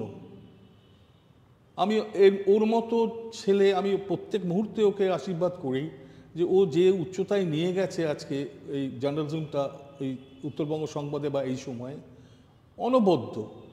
এবং আমি খুব হ্যাপি যে আমি ওর সঙ্গে কাজ করতাম, এইটি আমার বলতে কোনো দ্বিধা নেই যে ও কোথা থেকে কোথায় উঠে গেছে। একদম মানে খুবই মানে কি বলবো, অ্যাপ্রেন্টিস অবস্থায় এসেছিল আমাদের এখানে। তারপর থেকে ধীরে ধীরে ধীরে ধীরে ও কম কথা বলে কিন্তু ভীষণ অন্তর্মুখী, কিন্তু অত্যন্ত কি বলবো গভীর চিন্তা লেখার মধ্যে ফুটিয়ে তোলে। কোনো কোনো সময় আমি অনেকে বকেওছি যে কোনো কোনো লেখা একটু দুর্বোধ্য হয়ে যাচ্ছে, এবং আমি কোনোদিন আমার সহকর্মীদের লেখার উপর দাগ দিইনি, চেঞ্জ করতে যাইনি। আমার মনে হতো যে প্রত্যেকের বৈশিষ্ট্য নিয়ে এগোক, তার লেখার স্টাইলটা মানে কাগজটা যেন এমন না হয় এ তো এডিটার সবগুলো এডিট করে দিয়েছে, প্রত্যেকের একটা স্বাতন্ত্র্য থাকা উচিত। এবং আমি যাদের কথা বলছি, যাদের সঙ্গে আমি কাজ করেছি, যারা মানে আনন্দবাজারে স্পোর্টস থাকতেও যারা, তাদের প্রত্যেকেরই একটা নিজস্ব স্টাইল ছিল। এবং অনেকেই আমায় বলে দিতেন, স্টাফ রিপোর্টার হিসেবে বেরোলেও বলে দিতেন এইটা তো রূপায়ণের লেখা না, এটা তো গৌতমের লেখা না, এটা তো মানস চক্রবর্তীর লেখা, বুঝতে পারতেন। কারণ স্টাইলটা কিন্তু আমি কখনোই চেঞ্জ করতে যাইনি, রেখে দিয়েছি যে ওরা ওদের মতো করে বড় হোক। এবং আরেকটা জিনিস আমি বলবো যে আমি খুব হ্যাপি, আমি যখন বুঝতে পারলাম যে আমি জোর করে, আমারও বয়স হচ্ছে, আমি জোর করে অলিম্পিক ওয়ার্ল্ড কাপ যাব, তাহলে কিন্তু আমার ডিপার্টমেন্টের জন্য সেটা ভালো হবে না। আমি একটা জায়গায় আমি থেমে যাই, এবার তলার লোকগুলোকে ঠেলে দিই, তারা যাক। এবং এই কারণে আমি রূপায়ণকে অলিম্পিকে পাঠিয়েছি, রূপায়ণকে ওয়ার্ল্ড কাপে পাঠিয়েছি। মানে আমাকে কনভিন্স করতে হয়েছে কর্তৃপক্ষকে। এবং পরে দেখলাম যে ও আমার চেয়ে বেশি ওয়ার্ল্ড কাপ করেছে, আমার চেয়ে বেশি অলিম্পিক করেছে। এবং সেই যে অভিজ্ঞতাটা আনন্দবাজারের কাছে কিন্তু আরও 20 বছর সেটা লেগেছে, কারণ আমি 2002 সালে বন্ধ করে দিলাম। তারপর থেকে ও কিন্তু আরও 14-15 বছর কিন্তু টেনে গেছে আনন্দবাজারটা, এটা আনন্দবাজার ছেড়ে দেওয়ার আগে। তো ওর কথা আমি বিশেষ করে বলবো। এবং আরেকজনের কথা আমি বিশেষ করে বলবো, সেটা হচ্ছে গৌতম ভট্টাচার্য। ওর সমস্যাটা ছিল ও ক্রিকেট ওরিয়েন্টেড এবং স্টার স্ট্রাক। গাভাস্কার, মানে আর কেউ, ও এই মানে কি বলবো, তারকাদের আলোতে আরো বেশি উদ্ভাসিত হওয়ার যে একটা প্রবণতা থাকে না জার্নালিস্টদের, ওর ভিতর সেটা ছিল। কিন্তু তবুও বলবো, ও যে লেখাটা যেটা আয়ত্ত করেছিল, যে স্টাইলটা আয়ত্ত করেছিল, সেটা কিন্তু মতিদার পর ক্রিকেট রিপোর্টিংয়ের এটা কিন্তু আর কেউ পারেনি। এবং ওর ভেতরে কী ছিল, অত্যন্ত ইনকুইজিটিভনেস ছিল। সেটা হচ্ছে যে তখন ওই দুসরা বল এটা নিয়ে খুব লেখালেখি হচ্ছে কাগজে। আমি একদিন ওকে ডেকে বললাম, এই গৌতম, তুমি এই দুসরা ব্যাপারটা কি আমাকে এসে বোঝাও তো। আমি ক্রিকেটে খুব একটা মন দিতাম না, কারণ এটা দীর্ঘ সময়ের খেলা, 3 বার খেয়ে খেলতে নাবে লোকে, আমার খেলা বলেই মনে হতো না। তো ও পরের দিন একটা বল নিয়ে গোপাল বসুর কাছে গিয়ে ওটা জেনে এসে পরের দিন আমাকে বোঝাচ্ছে যে রূপকদা এটা হচ্ছে এই। আমি সেদিনকেই বলেছিলাম যে এই ছেলেটা অনেক দূর যাবে, কারণ ওর যে ও নিজেও শিখে এলো, ওর যে এই যে জানার আগ্রহটা, গোপাল বসুর বাড়িতে গিয়ে এটা জেনে আসা, হ্যাঁ, এ অনেক দূর যাবে। এবং উইচ ইজ ট্রু, ও অনেক দূরও গেছে। এবং তো আনন্দবাজারে একটা এটা চিরাচরিত চলছে যে দুই ভাই নিয়ে খুব মানে ভিতরে বাইরে খুব আলোচনা হয়। ভাই, মানে অভিকবাবু আর অরূপবাবুকে নিয়ে। আচ্ছা, আমি যতদিন ছিলাম 2008 পর্যন্ত কিন্তু এটা আমরা টের পাইনি খুব একটা, যে ওদের মধ্যে পরে শুনতাম যে হাইকোর্টে ভীষণ চলছে, হ্যাঁ, সে তো মামলা চলছে, কিন্তু কাগজ চালানোর ব্যাপারে দুজন কিন্তু মানে তাদের বিভাগটা ঠিক আলাদাভাবে চালিয়েছেন। আমি দুজনের আন্ডারেই কাজ করেছি। আমি যখন আনন্দ লোক পত্রিকার এডিটর হলাম, তখন তো আমাকে রিপোর্ট করতে হতো অরূপবাবুকে, আর তার আগে যখন ছিলাম তখন অভিকবাবুকে। তো আমি দুজনের মধ্যে দেখেছিলাম অরূপবাবু অত্যন্ত ডাইরেক্ট, এবং উনি এত খবর রাখেন। মানে আমি যখন আনন্দলোকে কাজ করছি, আমার ডিপার্টমেন্টে সকালে কি ঘটে গেছে আমি জানি না, বিকেলে যখন ওনাকে দেখি তখন উনি আমাকে বলছেন, তুমি কি জানো এই ঘটনাটা ঘটে গেছে। তা আপনি বলছেন আপনার আনন্দলোকে আসার জন্য, কারণ ওটা তো একটা অ্যাবনর্মাল শিফট, তো তার জন্য কানাঘুষো শোনা যায় যে আপনি অরূপবাবুর স্নেহধন্য বেশি। না না না, স্নেহদন্তকে আগে ছিলাম না। আমি আপনাকে বলছি, প্রথম কথা হচ্ছে যে আমি মনে করি একটা জার্নালিস্টটা না একটা স্ট্রিম নিয়ে বেশি দিন চলা উচিত নয়। মানে আমি যখন অলিম্পিক কভার করতে যেতাম বা যখন ওয়ার্ল্ড কাপ কভার করতে যেতাম, তখন দেখুন গার্ডিয়ানের প্রচুর বিদেশি সাংবাদিকদের সঙ্গে তো মেশামেশি করতে হতো। ধরুন আমি দেখলাম যে ইটালিতে যে গার্ডিয়ানের হয়ে যে লোকটা ফুটবল কভার করতে এসেছিল, সে আসেনি, অন্য একটা লোক এসছে। যখন ওকে জিজ্ঞেস করেছি যে কেন ও এলো না কেন, বলো আরে না, আমাদের তো 3 বছর পর চেঞ্জ হয় খেলা, যে ফুটবল করছিল তাকে গল্পে পাঠিয়ে দেওয়া হলো। চেঞ্জ করলে কি হয়, মৌরুষি পাট্টাটা হয় না, আপনার নানা রকম জার্নালিস্টদের ব্যাপার আছে না, সেইটে হয় না। তা এই জন্যই গৌতমবাবুও পত্রিকায় গিয়েছিলেন? না না, গৌতম তো প্রথম রঞ্জন যখন চলে গেল তখন তো ওই পত্রিকার দায়িত্বে অল্প অল্প লিখতো, আর ওর খুব ইন্টারেস্ট ছিল, ওর এই বিনোদন জগৎ সম্পর্কেও ভীষণ ইন্টারেস্ট ছিল। গৌতম যখন গেল তার একটা ওর প্রবলেমটা ছিল কি, ও ভীষণ ঢাউস লিখতো, এবং আমাদের জায়গা খুব কম ছিল। তো রাত্রিবেলায় যে লোকটা পাতা মেকআপ করতে বসছে, সেই লোকটা তো অত পড়ার টাইম নেই, পাতাটা ছাড়তে হবে। যেখানে জায়গাটা কমপ্লিট হতো সেখানে কেটে বাদ দিয়ে দিত। আর প্রত্যেক দিন আমাকে শুনতে হতো গৌতম এসে কমপ্লেন করছে যে ওর আসল লেখাটাই বাদ গেছে। তো আমি একদিন বিরক্ত হয়ে ওকে বললাম যে তুমি আসল কথাগুলো প্রথমে লেখো না কেন, আসল কথাগুলো তুমি শেষে লেখে কেন? যে লোকটা রাত্রিবেলায় ডিউটি করছে তার পক্ষে তো অত বেছে বুঝে কাটাকুটি সম্ভব না।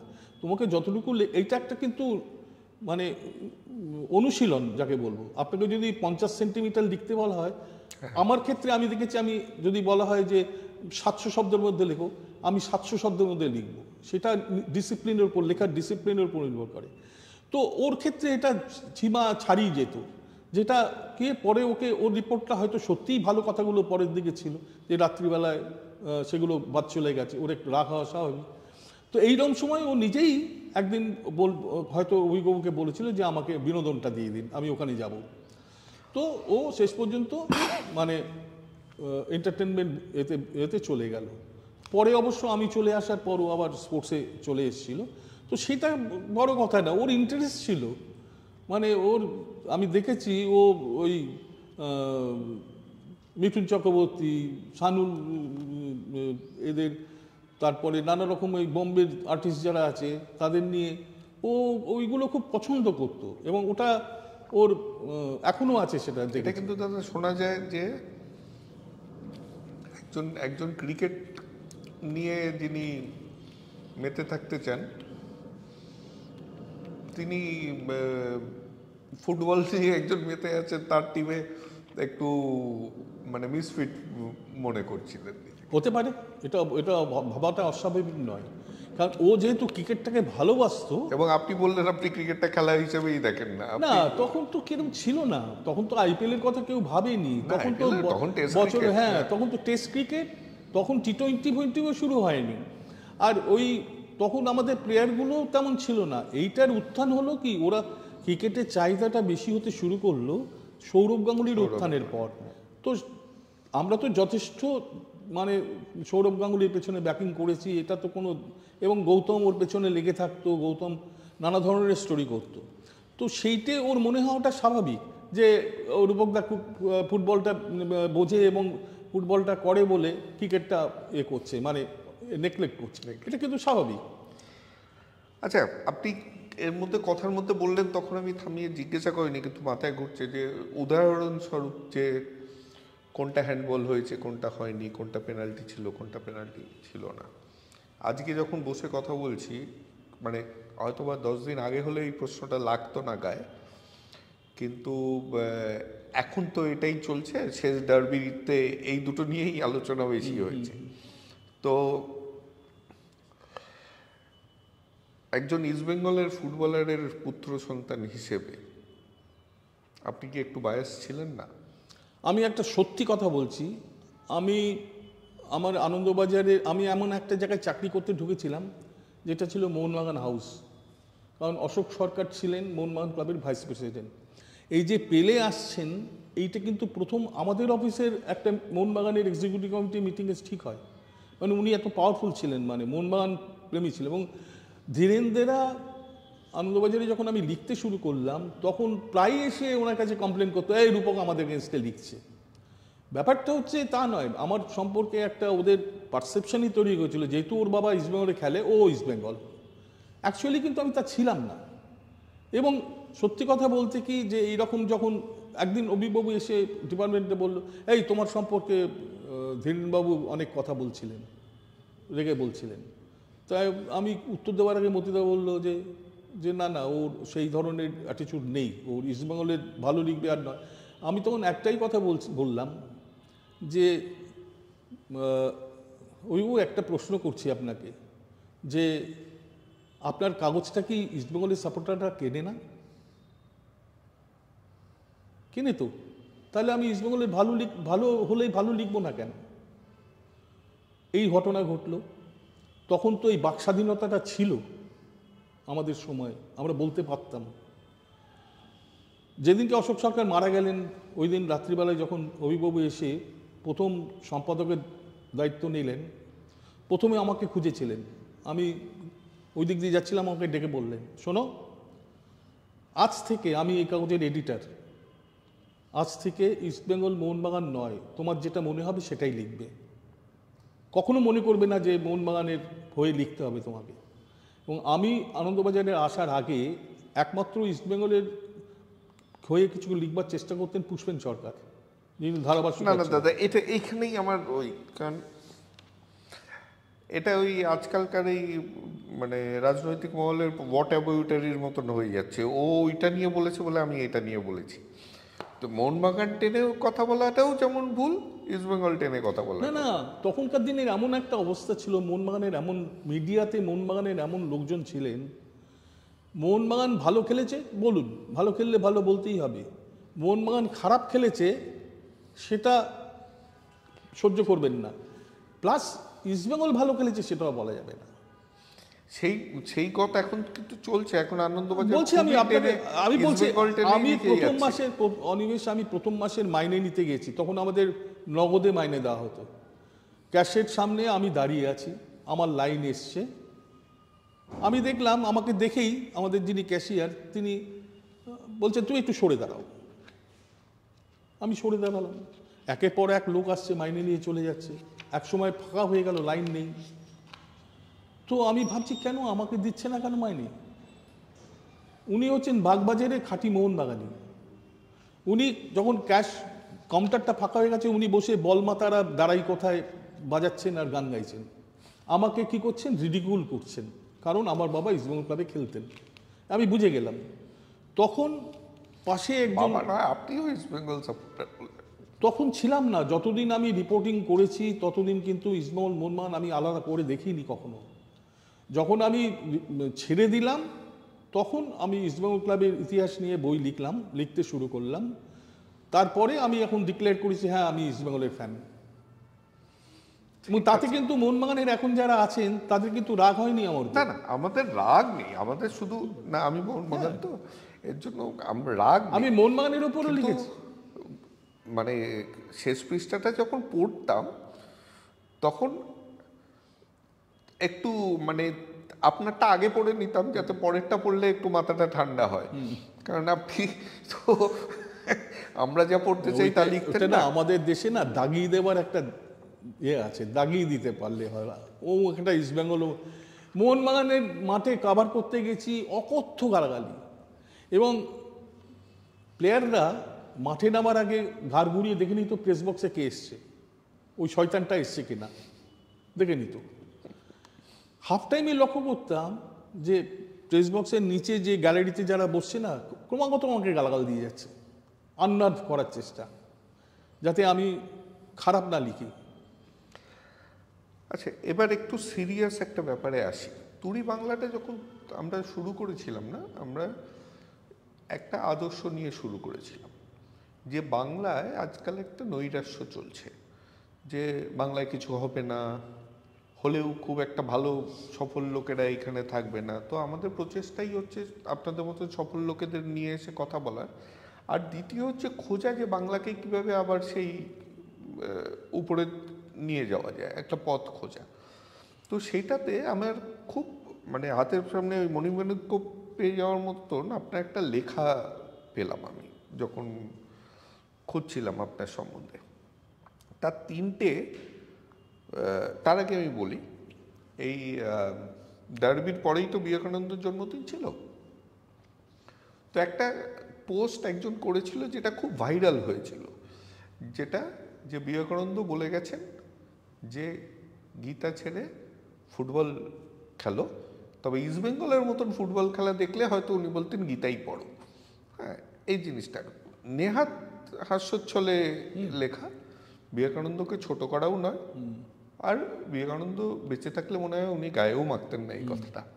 খেলার তো কথা, কাউকে কোনো, কিন্তু সেই নিয়ে যারা ফুটবল প্রেমীও নয় তাদেরও খুব আপত্তি ছিল, এই একজন মনীষীকে নিয়ে এরকম। আমরা একটু স্পর্শকাতর, রবীন্দ্রনাথ, বিবেকানন্দ, নেতাজি, সত্যজিৎ রায়, এদেরকে নিয়ে কিছু কথা বললে। তো সেইটা পড়তে পড়তে একটা আপনার একটা মানে এইটা আমার সঙ্গে সঙ্গে মনে পড়লো আপনার লেখাগুলো পড়ে। তার তিনটে সেন্টেন্স পড়ছি, উপর নিচ মিলিয়ে তিনটে আমি টুকে এনেছি। একটা হচ্ছে, খেলাও যে কৃষ্টির অঙ্গ সেটা একটা শতাব্দী পেরিয়ে যাওয়া সত্ত্বেও বাঙালি বুঝতে পারে, আপনারই লেখা। দ্বিতীয়টা হচ্ছে, খেলা কোনোদিন বঙ্গ সংস্কৃতির অঙ্গ ছিল কিনা সে সম্বন্ধে আমার ঘোরতর সন্দেহ আছে। তৃতীয়টা হচ্ছে, ক্রীড়াক্ষেত্রে বাঙালি যেমন আত্মবিস্মৃত জাতি তেমনই অদূরদর্শী।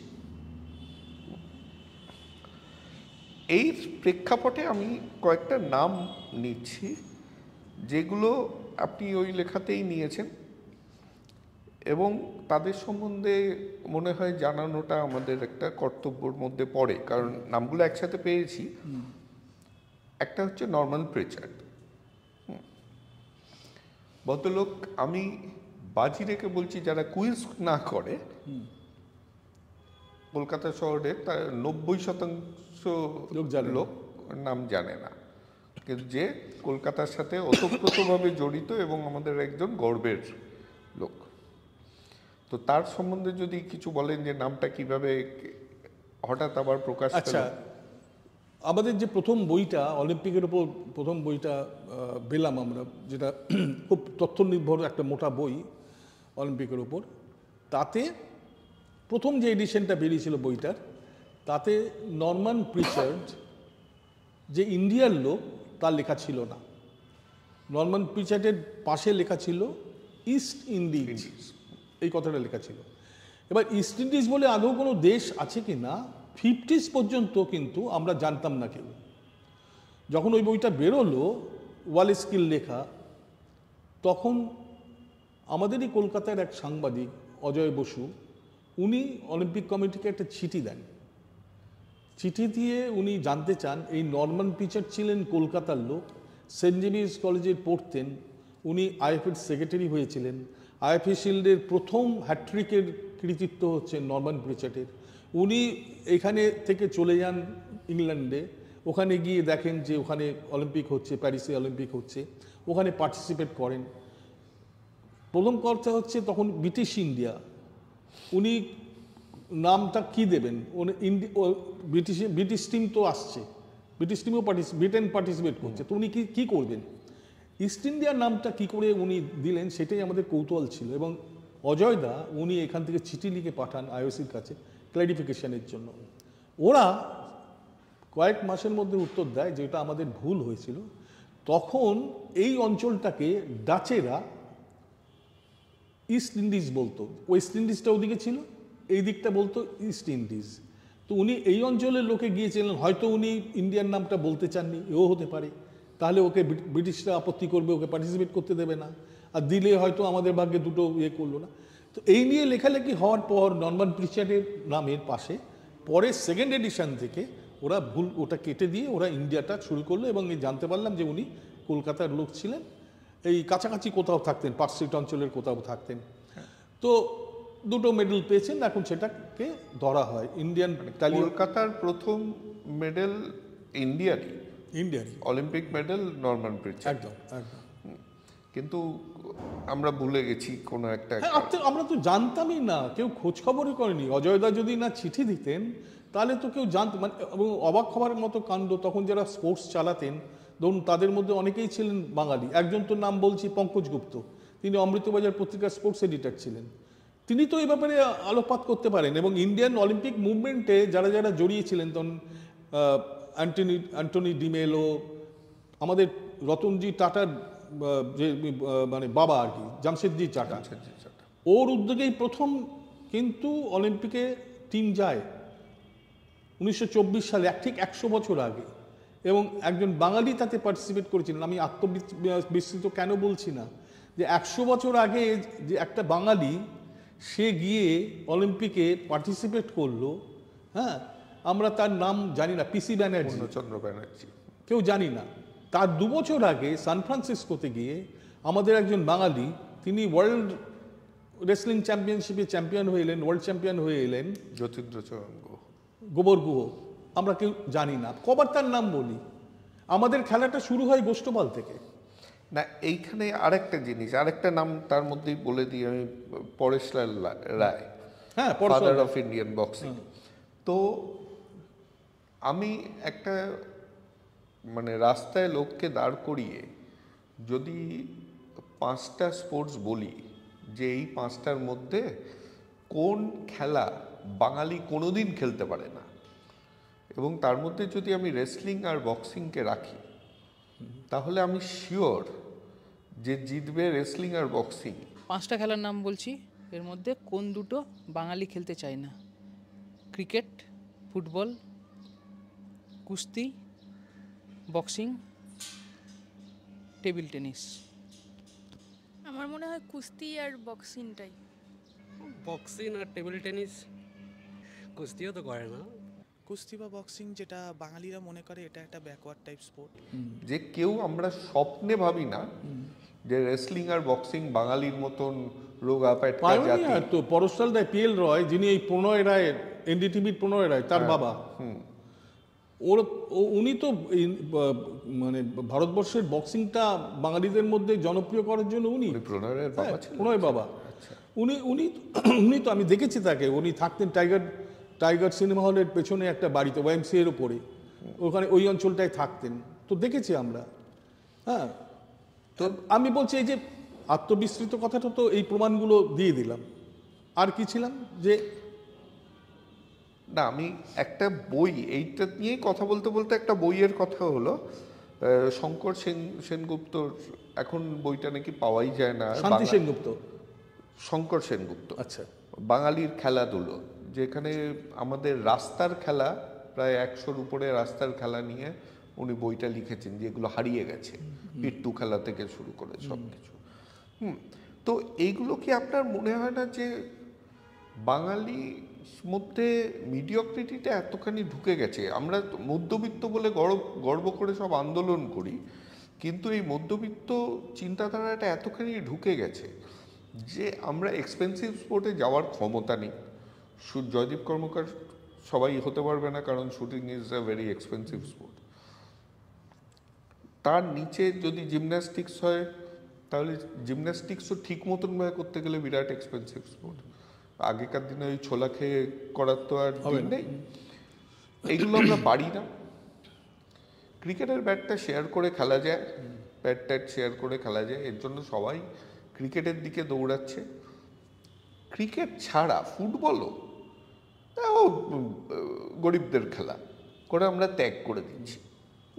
আমরা বড় লোকও হতে পারছি না, গরিবও হতে পারছি না, মাঝামাঝি কিছু ওই মেনলি ক্রিকেট আর হয়তো বা একটু ব্যাডমিন্টন কিংবা টেবিল টেনিস, ক্ষুদিরাম আমি জানি না এখন শেষ অনুশীলন কেন্দ্রের কি অবস্থা। হ্যাঁ, তো আর তো কোনো কিছু দেখতেই পাচ্ছি না স্পোর্টসে। সেটা তো বোঝাই যাচ্ছে। আমি বলছি আমাদের খেলাধুলোর অবস্থাটা কি শোচনীয় অবস্থা এসে দাঁড়িয়েছে, যে মানে আমি 80s-এর গোড়ার দিকের কথা বলছি, তখন যখন ন্যাশনাল গেমস হতো, আমরা সৌৎসাহে কাভার করতে যেতাম, তখন 4টে টিমের মধ্যে ফার্স্ট সেকেন্ড থার্ড ফোর্থ হতো। একটা হচ্ছে সার্ভিসেস, একটা হচ্ছে পাঞ্জাব, আরেকটা হচ্ছে মহারাষ্ট্র, আরেকটা হচ্ছে ওয়েস্ট বেঙ্গল, আর কর্ণাটক বা কেরাল যে কোনো একটা আসতো, 5টা টিমের মধ্যে থাকতো। এখন লাস্টের যে ন্যাশনাল গেমস হয়েছে তাতে বাংলা নেমে এসছে 17 নম্বর স্থানে, তার আগের বার ছিল 21 নম্বর স্থানে। মানে আমাদের থেকে ভালো করছে মণিপুর, আমাদের থেকে ভালো করছে মিজোরাম, এই অবস্থায় নেমে এসছে। এবং এবারে উত্তরাখণ্ডে শুরু হতে যাচ্ছে আর 10-12 দিন পর, তাতে 28-29টা স্টেটের মধ্যে আরও নামবে নিচে। একটা খেলাও নেই চ্যাম্পিয়ন, শুধুমাত্র টেবিল টেনিসে আছে মেডেল আসতে পারে, আর কোনো খেলায় আমি শিওর বলতে পারছি না যে আমাদের এখানে চ্যাম্পিয়নশিপ আসবে। এই আপনাদের ওখানে এই ছেলেটি, প্রতীক বলে ছেলেটি আমায় বলল যে ওদের বেঙ্গল যে রাগবি টিমটা যাচ্ছে, তারা নাকি একটা মেডেল পেতে পারে। এইরকম নন পপুলার গেমসের খেলাগুলো হয়তো পাবে, সেটা বড় লোকদের খেলা, কিন্তু সিসিএফসি থেকে হয়তো এরকম। কিন্তু নর্মাল বাঙালি আজকে শুধু অলিম্পিকে কেন মেডেল এলো না এই নিয়ে আলোচনাতে ব্যস্ত। অলিম্পিকে মেডেল আনার চেষ্টা করাতে খুব একটা আগ্রহী নয়। না, ধরুন একটা খুব প্যাথেটিক তথ্য দিচ্ছি, সেটা হচ্ছে নরমান প্রিচেট কলকাতার লোক ছিল, এবং মানে গত 124 বছরে এত অলিম্পিক হয়ে গেছে, তাতে কিন্তু কোনো বাঙালির কোনো মেডেল নেই। আপনি যদি বীর বাহাদুর ছেত্রী 80 অলিম্পিক টিমটাতে ছিল, তাকে যদি বাঙালি বলে জোর করে চাপান, তাহলে ওর একটা মেডেল আছে। লেসলি ক্লডিয়াস ও তো বাঙালি নয়। গুরবক্সিং এর আছে কোনো বাঙালি, চ্যাটার্জি ব্যানার্জি মৃত্যু ঘোষ বোস কোনো লোকের নেই। কি খেলেছি বল আমরা, বলুন তো আপনি আমাকে, একটা মেডেল নেই। একটা মানে হতাশাকর একটা চিত্র। আর এইবার বলছি আমাদের কিন্তু মানে ধরুন ওই সময়টায় ধরুন বহু খেলা ছিল, যে খেলাগুলো না আমাদের কলকাতা থেকে স্টার্ট হয়েছে, জন্ম হয়েছে সেই সব খেলাগুলো, ব্যাডমিন্টন এরকম, আর্চারি, পাওয়ার লিফটিং, প্রচুর খেলা কলকাতা থেকে শুরু হয়েছে, সারা ভারতবর্ষে ছড়িয়েছে। 25-30 বছরের মধ্যে, মানে আফটার 70-র কথা বলছি, একটা খেলাতেও বাঙালি আর শ্রেষ্ঠত্ব নেই। সব অন্যান্য হরিয়ানা, পাঞ্জাব, উত্তরাখণ্ড, হিমাচল প্রদেশ, ফুটবলটাও মণিপুর নিয়ে নিয়েছে। স্পোর্টসটাকেও বাঙালি আর অবাঙালিতে ভাগ করে দিয়েছে। সবচেয়ে ওয়ার্স্ট লোকটা মন্ত্রিসভায় যিনি দায়িত্বটা পান, তিনি হচ্ছেন স্পোর্টসের দায়িত্বটা। হ্যাঁ, কারণ আমাদের এখানে যে কুস্তি আমরা ধরেই নিয়েছি এটা অবাঙালি খেলা। আমরা কখনোই কোনো আখড়াতে একটাও বাঙালি দেখতে পাওয়া যায় না। কলকাতায় দুটো বড় কুস্তির জায়গা আছে, একটা হচ্ছে জোড়াবাগান পার্কে পঞ্চানন ব্যায়াম সমিতি, আরেকটা হচ্ছে বড়বাজার যুবক সভা। হ্যাঁ, এই দুটো জায়গায় যেখানে ম্যাট আছে। এইবার আমি তো দিল্লি, পাঞ্জাব এসব জায়গায় ঘুরেছি, আজকে ওদের প্রত্যেক অলিম্পিকে এক একটা করে ছেলে মেয়ে যাচ্ছে, গিয়ে মেডেলটা নিয়ে আসছে। ওটা বেশি দিনের ফেনোমেনন নয়, এই সাকসেসটা খুব বেশি দিনের নয়, হয়তো 20 বছর হবে না, 15-16 বছরের। ওখানে গ্রামে গ্রামে যে ম্যাটের ওপর কুস্তি হয়, সে ম্যাটটা গভর্নমেন্ট দেয়। এরকম 20,000, 25,000 নর্থ ইন্ডিয়াতে এরকম ক্লাব আছে, কুস্তির আখাড়া বলে ওটাকে। আমি এখানে ওই পঞ্চানন ব্যায়াম সমিতিতে এখন শুনলাম নাকি দুটো ম্যাট বসিয়েছে। আগে তো ঝুরঝুরে মাটির ওপর করে যেত, ওতে হয় না। আর যতগুলো ছেলে ভালো সামনের সারিতে আছে বিভিন্ন খেলায়, জিমন্যাস্টিক্স প্রণতি নায়ক, বা এরকম অ্যাথলেটিক্সে আছে এরকম ছেলে মেয়ে যারা সামনের সারিতে, সব এখন কিন্তু ওই পরিযায়ী হয়ে গেছে। তারা কেউ পাঞ্জাবের হয়ে নামে, কেউ কর্ণাটকের হয়ে নামে, কেউ মহারাষ্ট্রের হয়ে নামে, কেউ বাংলার হয়ে নামতে চায় না। এবং বলে যে বাংলায় সুযোগ তারা পাচ্ছে না, না। ওরা তো, আমি তো গতবারে যে প্যারিস অলিম্পিকে কলকাতা থেকে একটি মেয়ে গেছে, সেই মেয়েটার নাম হচ্ছে অঙ্কিতা ভাকাত, থাকে চিড়িয়ামোড়ের কাছে, আর্চারি। এই মেয়েটাকে আমি যাবার 2 দিন আগে ফোন করে ধরলাম যে তুমি কিন্তু কলকাতার একমাত্র যাচ্ছ, তোমাকে কিন্তু করতে হবে। বলো আমি তো বাংলার নই, আমি জামশেদপুরের, আমাকে কিন্তু বাঙালি এসব বলবেন না। মানে এতই তিতিবিরক্ত সে। ওটাই অসুবিধাটা। যাই না, কিভাবে ফেরানো যায় আপনার মনে হয়? কিভাবে প্রেরণা যায়? প্রথম কথা হচ্ছে যে 3টে উপায় আছে। আমি দেখেছি আমার স্পোর্টস জার্নালিজম ইয়েতে 3টে উপায় আছে। একটা হচ্ছে যে স্কুল, কলেজ, ইউনিভার্সিটি থ্রু ওদের যাওয়া, যেটা আমেরিকায় করে, ক্যাপিটালিস্ট কান্ট্রিগুলো করে। ওখানে স্কুলে, কলেজে, ইউনিভার্সিটিতে এনর্মাস ইনফ্রাস্ট্রাকচার আছে। প্রত্যেকটা খেলার কোচ আছে ইউনিভার্সিটিতে, প্রত্যেকটা কলেজে আছে। এইটা দিয়ে তুলে আনা 1 নম্বর। 2 নম্বর হচ্ছে যে সোশ্যালিস্টিক প্যাটার্ন, যেটা চায়নায় আছে, কিউবায় আছে, বালগেরিয়ায় আছে, হাঙ্গেরিতে আছে। একদম স্টেট রান ইনফ্রাস্ট্রাকচার। 8 থেকে 10 বছর বয়সে বাড়ি থেকে জোর করে তুলে আনলো, স্পোর্টস স্কুলে ভর্তি করে দাও, তোমাকে তখনই ছাড়া হবে যখন তুমি আমাকে মেডেল দেবে, তারপর তোমাকে ছেড়ে দেবো। এটা হচ্ছে 2টো প্যাটার্ন, একটা ক্যাপিটালিস্টিক টাইপের, একটা হচ্ছে সোশ্যালিস্টিক টাইপের। মাঝে যাদের আমাদের ইকোনমি, হ্যাঁ, সেটা হচ্ছে যে পরিবারতন্ত্র। পরিবার যদি এসে কাউর পেছনে এসে দাঁড়ায়, যেমন বিজয় অমৃতরাজ, যেমন অভিনব বৃন্দা, বা কোনো সরকারি মানে কর্তৃপক্ষ, যেমন সার্ভিসেস, শুটাররা সার্ভিসেসের যারা ছিল তারা তো এনর্মাস প্র্যাকটিসের সুযোগ পেয়েছে, তাদের আর্মি থেকে তাদের এই সুযোগ সুবিধা দেওয়া হচ্ছে। আগে তো কলকাতা পুলিশ তো করছে এখনো, সেই লেভেল নেই।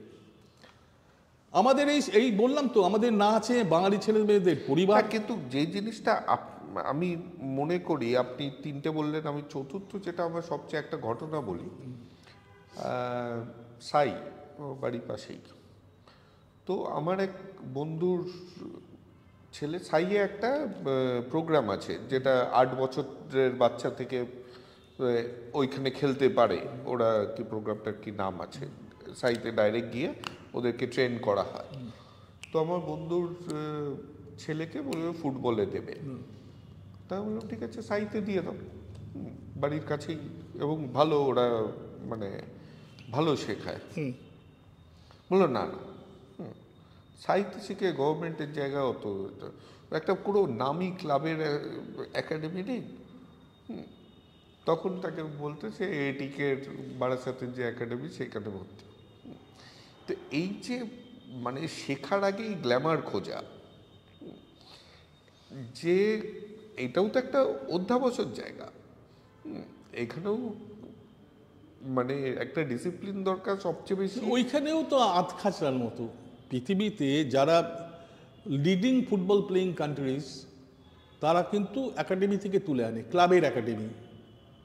আমি বলছি জানে, পিকুলিয়ার এক্সাম্পল আপনাকে দিচ্ছি, সেটা হচ্ছে যে সান্তা মনিকা ক্লাব বলে একটা ক্লাব আছে। সেগুলো নামি ক্লাবের একাডেমি বলে আমি নয়। বলছি মানে সান্তা মনিকা বলে একটা ক্লাব আছে যেখানে অ্যাথলেটিক্স চর্চা হয়। তাদের ছেলেমেয়েরা আজ পর্যন্ত যত মেডেল এনেছে, পৃথিবীর বহু বড় বড় দেশ এতগুলো মেডেল পায়নি, শুধু ওই একটা ক্লাব যা এনেছে। তো ওই ইনফ্রাস্ট্রাকচারটা, ওই এটা তো মানে ওরা করতে পেরেছে। আমাদের এখানে এইরকম কোনো স্কুল নেই। যখন আমাদের এখানে টাটা ফুটবল একাডেমি তৈরি হলো 80 দশকের মাঝামাঝি, আমাদের দেখতে নিয়ে গেল। তো অনেক পণ্ডিতরা আছেন, তারা অনেক রকম উচ্চস্বরে প্রশংসা করেছিলেন। একমাত্র আমি আনন্দবাজারে এসে নিন্দে করেছিলাম। তার জন্য রুসি মোদি প্রচণ্ড চটে গিয়েছিলেন আমার উপর। আমি বলেছিলাম এই একাডেমিটার কোনো পারপাস নেই। এই একাডেমিটার যদি ফরেনের মতো প্রফেশনালি ছেলে মেয়েদের তৈরি, ওরা ছেলে তৈরি করলো, তারপরে ক্লাবগুলো এসে নিয়ে গেল, তারপরে কি হলো? তার কোনো ডাইরেকশন নেই। পরে বেশ কয়েক বছর পরে তখন কিন্তু একাডেমিকে পয়সা দিয়ে তুমি তোমার প্লেয়ার নিয়ে যাও। আমি যে এতদিন এফোর্ট দিয়েছি, সময় দিয়েছি, আমাকে তো তার রিটার্ন পেতে হবে। শুধু শুধু এই তো এখন কি অবস্থা টাটা ফুটবল একাডেমির? একটা সময় গেল হাবিব কোচিং করাচ্ছে। আরে হাবিব ভালো একটা প্লেয়ার ছিল, ভালো কোচ তো ছিল না। আপনাকে তো ভালো কোচ হতে হবে, আর কোচও অনেক ডাইরেকশনের কোচ হয়। আমি আপনার শ্যামথাপার ইন্টারভিউটা দেখছিলাম, তাতে কোচিং নিয়ে অনেক কথা বলছিল। আমি একটা কথা বলি যে কোচ কত রকমের হয়। যেমন আমি এক্সাম্পল দিয়ে বলছি, প্রদীপ ব্যানার্জি, উনি ভালো ক্লাব কোচ ছিলেন, ন্যাশনাল কোচ না। অমল দত্ত ভালো মানে বাচ্চাদের ট্রেনিং দেওয়ার জন্য আদর্শ কোচ ছিলেন, উনি ক্লাব কোচ না। এক একটা পারপাস হয়। আমাদের এখানে পুরো সিস্টেমটাই ভুল। আমাদের আজকে ইস্টবেঙ্গল মোহনবাগানে আজকে ইস্টবেঙ্গল এত সাফার করছে কেন? ইস্টবেঙ্গল কি হয়েছে? ঘোড়ার আগে গাড়ি জুড়ে দিয়েছে। ওরা প্লেয়ার রিক্রুট করতো, তারপরে কোচ আনতো। এটা হলে চলবে না, আগে কোচ আনতে হবে। কোচকে বলা হবে তুমি বেছে নাও প্লেয়ার, তুমি আমার কাছে মানে কৈফিয়ত দিতে বাধ্য থাকবে, আনসারেবল হবে যে তোমার পছন্দ, তোমার তোমার টিম সব, তুমি ফেল করলে তোমাকে সঙ্গে সঙ্গে ছাড়তে হবে। এই অস্কার ব্লুজো, আমি সেদিনকে ইজমোরের একটা অনুষ্ঠানে গিয়েছিলাম, তাতে অস্কার ব্লুজোর সঙ্গে অনেকক্ষণ কথা বললাম। আমার কিন্তু ওকে মনে হলো যে মিলোভানের পর একটা ভালো কোচ এসছে এখানে। মর্গান আর মিলোভানের পর, মিলোভান এসেছিলেন একটা ন্যাশনাল টিমের কোচ, খুব ভালো করেছিলেন। মর্গান এসেছিলেন ক্লাব টিমের কোচ, ভালো করেছিলেন। তারপরে একটা ভালো কোচ এসেছিলেন। একে যদি এর পছন্দ মতো টিম করতে দেওয়া হয় না, এ মিরাকল দেখাবে। টাইম দিতে হবে একে। আমাদের এখানে সেই ধৈর্য নেই। হ্যাঁ, কারণ মানে যদিও আমার ভালোই লাগে হারলে, কিন্তু ইন্ডিভিজুয়ালি যদি দেখা যায় তাহলে কিন্তু প্লেয়ারগুলো ইন্ডিভিজুয়ালি খারাপ নয়, টিম হিসেবে দাঁড়াতে পারে। ওইটাই তো সমস্যা না, একটা টিম ভেতরে টিম ম্যানেজমেন্টটা। আমি আজকে ডায়মন্ড সিস্টেমে খেলবো, আমি ডায়মন্ড সিস্টেম পড়েছি, আর চমক লাগাবার জন্য বলে দিই আমি ডায়মন্ড সিস্টেমে খেলবো, ঠিক আছে? ডায়মন্ড সিস্টেমে খেলার জন্য যে প্লেয়ারগুলো দরকার, সেই প্লেয়ার যদি আমার না থাকে, সিস্টেমটা ফেল করে যাবে। আমি দেখেছি অমল দত্ত যখন ডায়মন্ড সিস্টেম নিয়ে যখন ওই রকম একটা চাঞ্চল্য ঘটিয়ে দিলেন। প্রথম ম্যাচটা পাঞ্জাব পুলিশের সঙ্গে ছিল, আমি মোহনবাগানের ওই ম্যাচটা কভার করতে ব্যাঙ্গালোরে গেলাম। ম্যাচের আগের দিন আমাকে উনি বোঝালেন ডায়মন্ড সিস্টেমটা কি, কাপের কাপ দিয়ে গ্লাস দিয়ে প্লেয়ার আমায় বোঝাচ্ছে। আমি কথা বললাম একটা মিডফিল্ডটা কে হবে, তো বললো সত্যজিৎকে আমি রাখবই না, ওই রকম শর্ট হাইটের ছেলে আমার এই ডায়মন্ড সিস্টেমে ফিট করবে না। হয়ে গেল। আমি পরে বিকেলবেলায় পাঞ্জাব পুলিশের ম্যাচগুলো প্র্যাকটিস দেখতে গেছি, দেখি 4টে ডিফেন্ডার এবং 2টো মিডফিল্ডার 6 ফুটের কাছাকাছি হাইট। আমি ভাবলাম ঠিকই বলেছি, কারণ সত্যজিৎ পাত্তাই পাবে না ওদের জায়গায়, এরিয়াল বল তো পারবেই না, এমনিও বলে দৌড়ে পারবে না। আমার মনে বলে ঠিক ডিসিশন নিয়েছে। তো রাত্রিবেলায় অঞ্জন মিত্র এসছে আমার কাছে, আমি বললাম এই আপনাদের ডায়মন্ড সিস্টেম বুঝে এলাম আজকে, তো কালকে সত্যজিৎকে খেলাবেন না। উনি কি বলেছেন? খেলাবেন না? দেখে উঠে চলে গেল। পরের দিন যখন মাঠে গেছি দেখি সত্যজিৎ খেলছে। সেই ম্যাচটা 1 গোলে জিতলো, চিমার গোলে। হ্যাঁ, ওই দিনকে যদি হারতো ম্যাচটা, ডায়মন্ড সিস্টেম কিন্তু আর কেউ তুলতোই না নাম। তো সাকসেসের উপর ডিপেন্ড করছে যে আপনি কোন সিস্টেমে খেলছেন। যদি সাকসেস আসে খেটে যাবে। এবং সত্যজিৎ কিন্তু সেদিকে খুব ভালো খেলেছিল বল সাপ্লাই করতে।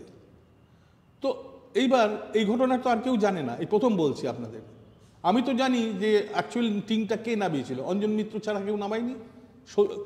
অমল দত্তকে নামাবেন না তো বলেছিলেন। আচ্ছা, এই নৈরাশ্যের একটা পজিটিভ ওইতে প্রশ্নতে এই টপিকটা, তারপরে আপনার অন্য সত্তায় যাব। সেটা হচ্ছে একটা জিনিস বলুন যেটা আমার খুব ভাল লাগে, কিন্তু তার কারণ পাই না। বাংলা তো প্রায় ফুটবলের দিক দিয়ে দেখতে গেলে খুব একটা ভালো জায়গায় নেই। আইএসএলেও ঠিক আছে, যারা আসছে তারা বাংলার অত প্লেয়ার নয়, বাংলার ক্লাব হতে পারে, কিন্তু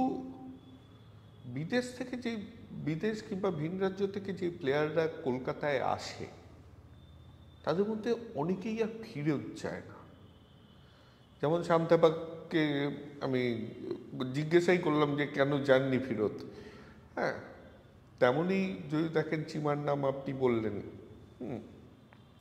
তারপর অ্যালভিটো, জামশেদ নাসিরি একটু আগে দেখা হলো। হ্যাঁ, জামশেদ নাসিরি। হ্যাঁ, তো কলকাতায় কি আকর্ষণটা যাতে এরা মানে থেকে যায়? এখন কিন্তু সেই আকর্ষণটা অতটা নেই। আকর্ষণটা ছিল মেনলি কলকাতা, তখন যারা নর্থেও তো ঘুরে ঘুরে সেই কলকাতার খেলাই ফলো করছে।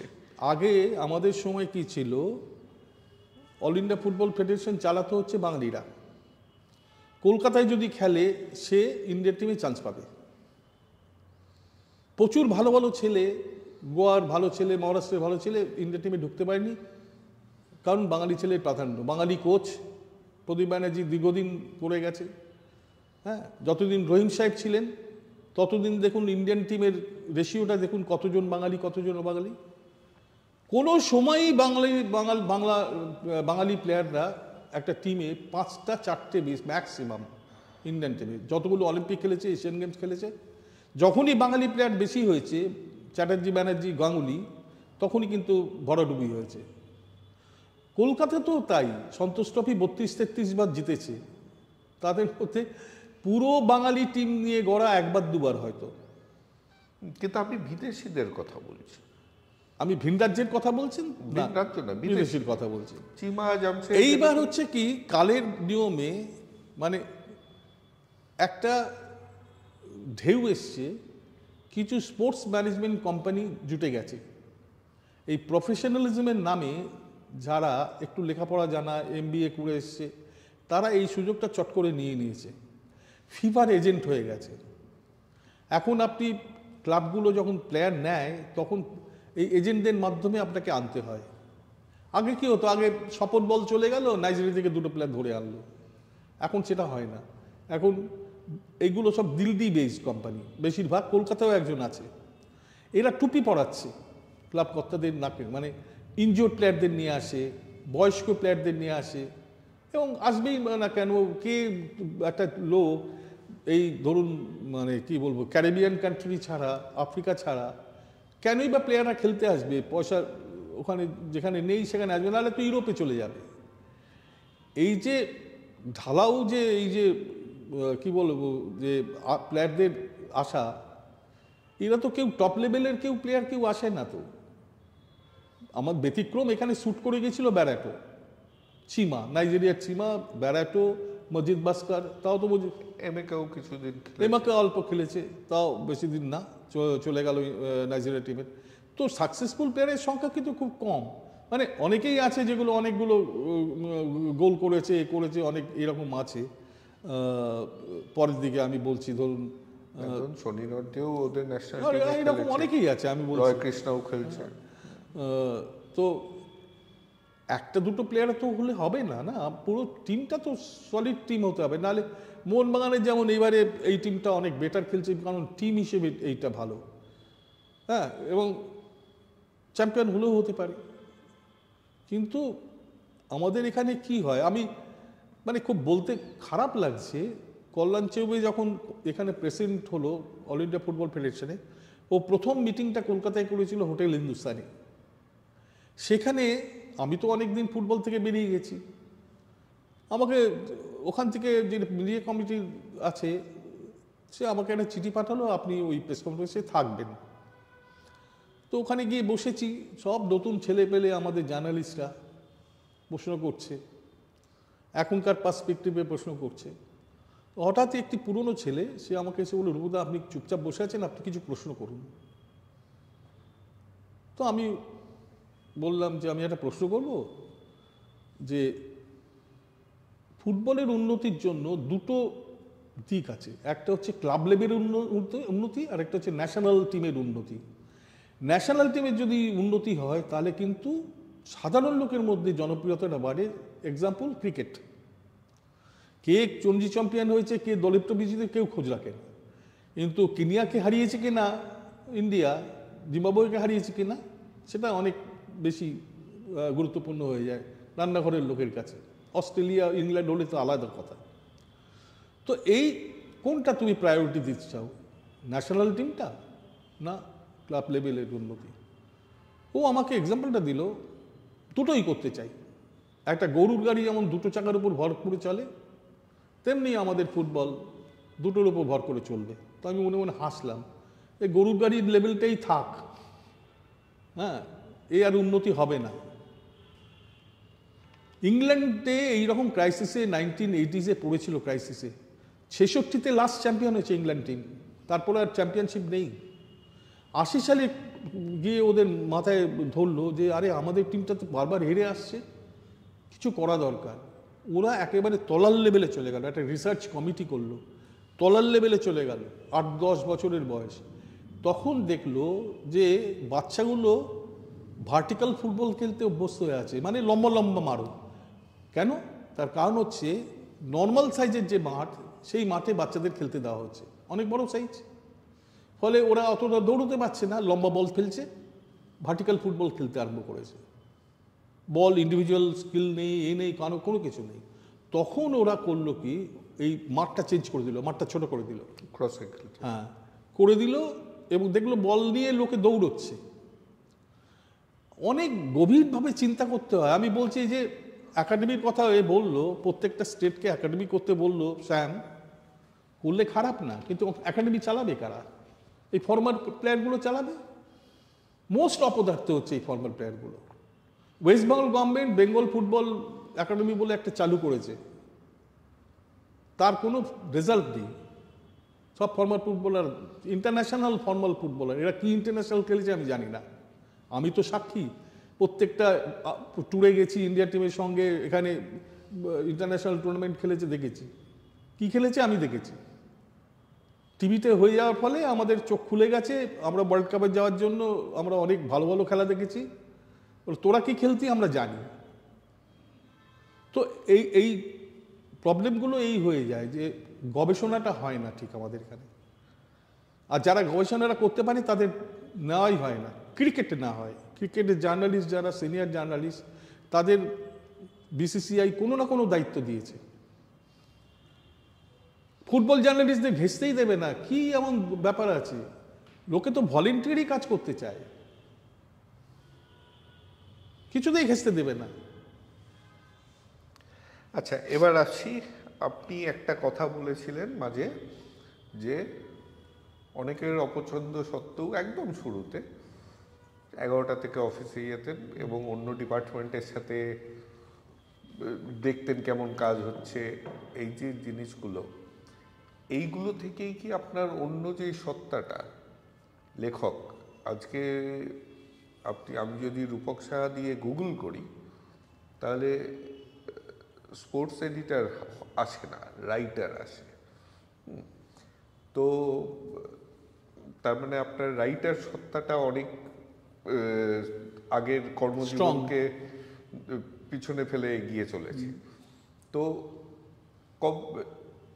মতি নন্দী যিনি আপনার অভিভাবক মতন ছিলেন, তো উনিও লিখতেন, কিন্তু উনি সাধারণত খেলা উপরেই বেশি লিখেছেন, কিন্তু আপনি তো সব কিছু টপিকের উপরেই লেখেন।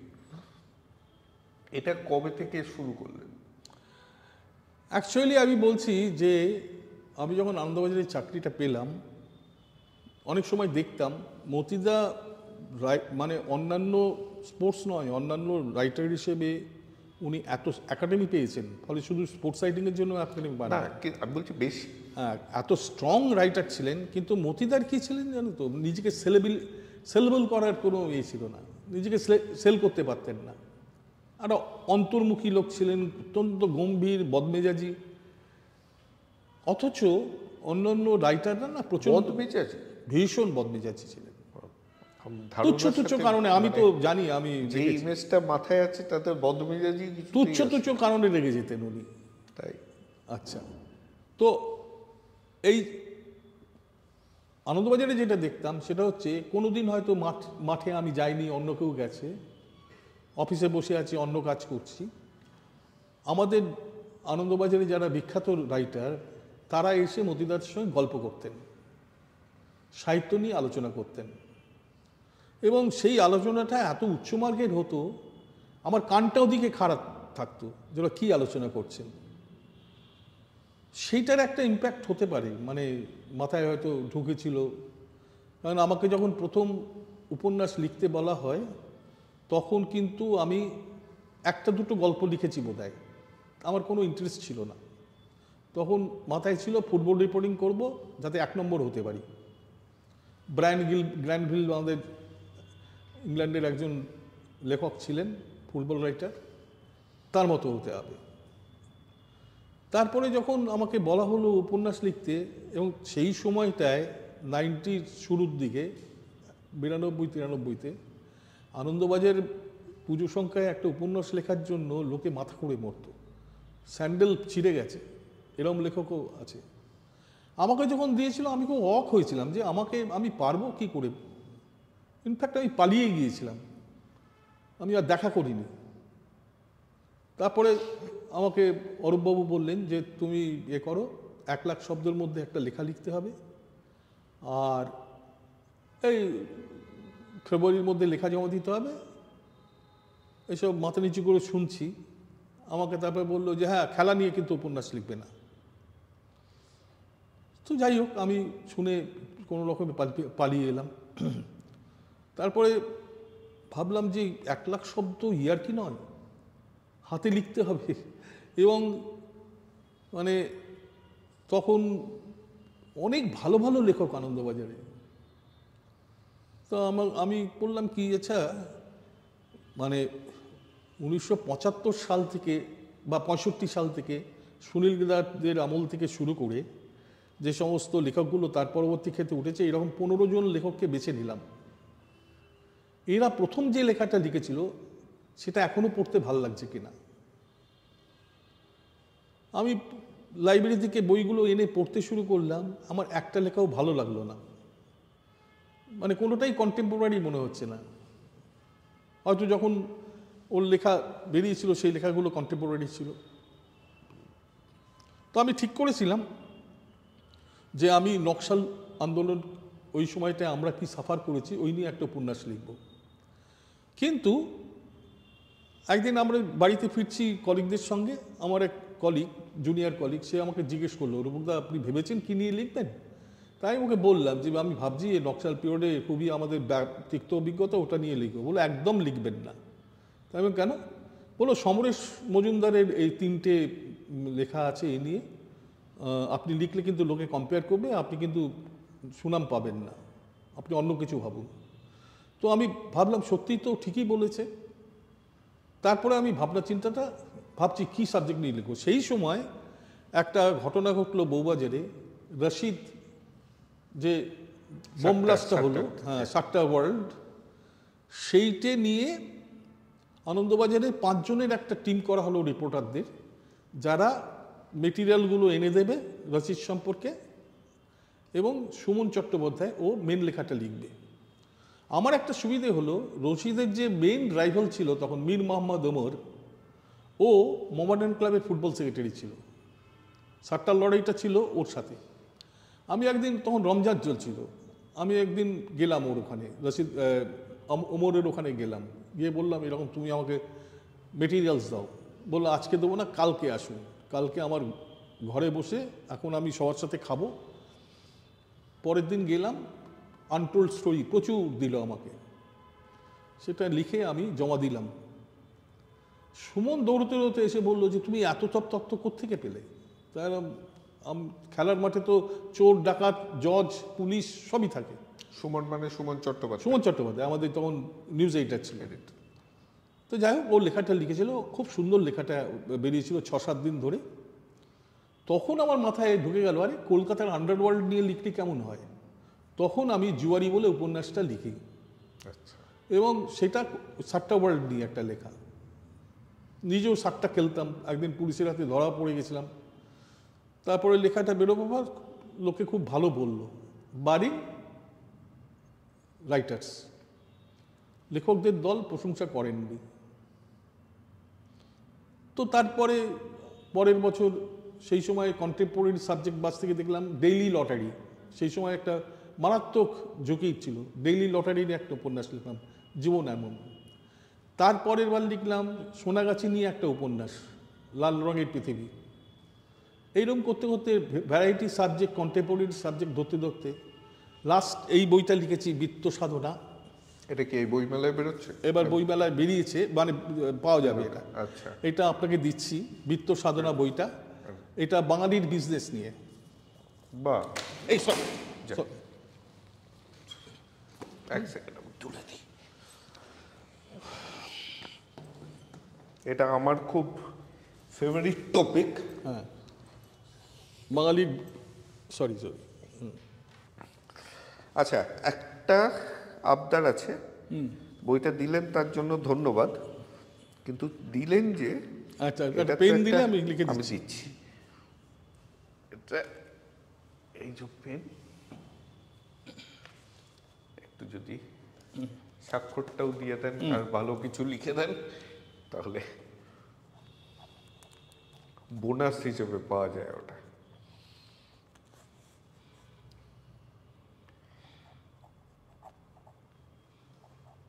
তো যতক্ষণ লিখছেন আমি পরের প্রশ্নটা করে নিই, যে আপনার গল্প নিয়ে তো ওয়েব সিরিজও হয়েছে। হ্যাঁ, তো এবার ফুল লেন্থ সিনেমা হয়েছে। হয়েছে? কারা করেছে দেখি। তোমার সোনাগাছির বইটা হয়েছে, ওই লাল রঙের পৃথিবী। আচ্ছা, তারপরে ঘাতক বলে একটা উপন্যাস নিউজ পেপার ইন্ডাস্ট্রি নিয়ে, সেটা হয়েছে। তারপরে জুয়ারিটাও হয়েছে, আরো আরো 3-4টে হয়েছে। কারা করেছে আমি জেনে নেবো তো, কারা করেছে দেখবো তাহলে। বিয়েতে জি5-এ একটা হয়েছিল, এই সুদেশনারা করেছিল একটা। আচ্ছা এবার একটা করতে যাচ্ছে, বোধহয় খুব শিগগিরই শুটিংয়ে যাবে। আচ্ছা আচ্ছা, এবার একটা জিনিস, আমাদের যারা এগুলো করতে কিছু বন্ধু বান্ধবের প্রশ্রয় এবং সমর্থনে শুরু করেছি, তো তাদের মধ্যেই একজন হচ্ছে মণিপুরা আয়ুর্বেদা বলে একটা কোম্পানি। আচ্ছা, এরা কি করে, এরা গাছের নির্যাস নিয়ে একদম পিওর এসেনশিয়াল অয়েল, যেটা বলে এসেনশিয়াল অয়েল দিয়ে এরা প্রোডাক্ট তৈরি করে। তো আপনার জন্য পাঠিয়েছে। আচ্ছা, বাহ। তো কি পাঠিয়েছে ও দেখি আগে। এটা এয়ার ফ্রেশনার। আচ্ছা, এয়ার ফ্রেশনার। হ্যাঁ, এটা ল্যাভেন্ডার দিয়ে তৈরি। আচ্ছা, আর এটা দেখছি আজকাল মানে জিজ্ঞাসা করছে, তারপর দেখছে যে একটু বয়স বেশি হলেই এটা পাঠাচ্ছে পেন রিলিফ। হ্যাঁ, আচ্ছা, এটার ফিডব্যাক খুব ভালো। আচ্ছা। এটা লোশন একটা? হ্যাঁ লোশন। হ্যাঁ, এই তো ওই তেলের মতন মালিশ করে দিতে হয় একটু, মানে গাঁটের ব্যথা চলে যাওয়ার মতন। খুব মানে যতজন আমার চেনা ইউজ করেছেন তারা খুব ভালো বলেছে। তো বাহ, থ্যাংক ইউ। ওদের থেকে ইউজ করবেন। মণিপুরা আয়ুর্বেদা। বাহ। আচ্ছা, এই আরেকটা বই বেরোচ্ছে গল্পের কালেকশনস একটা, সেটাও বইমেলায়, বইমেলাতে দুটো বই বেরোচ্ছে। সেরা রূপক সমগ্র, নামটা ভালো দিয়েছে। তো এটা দ্বিতীয় খণ্ড। দুটো, হ্যাঁ, প্রথমটা গতবার বেরিয়েছে।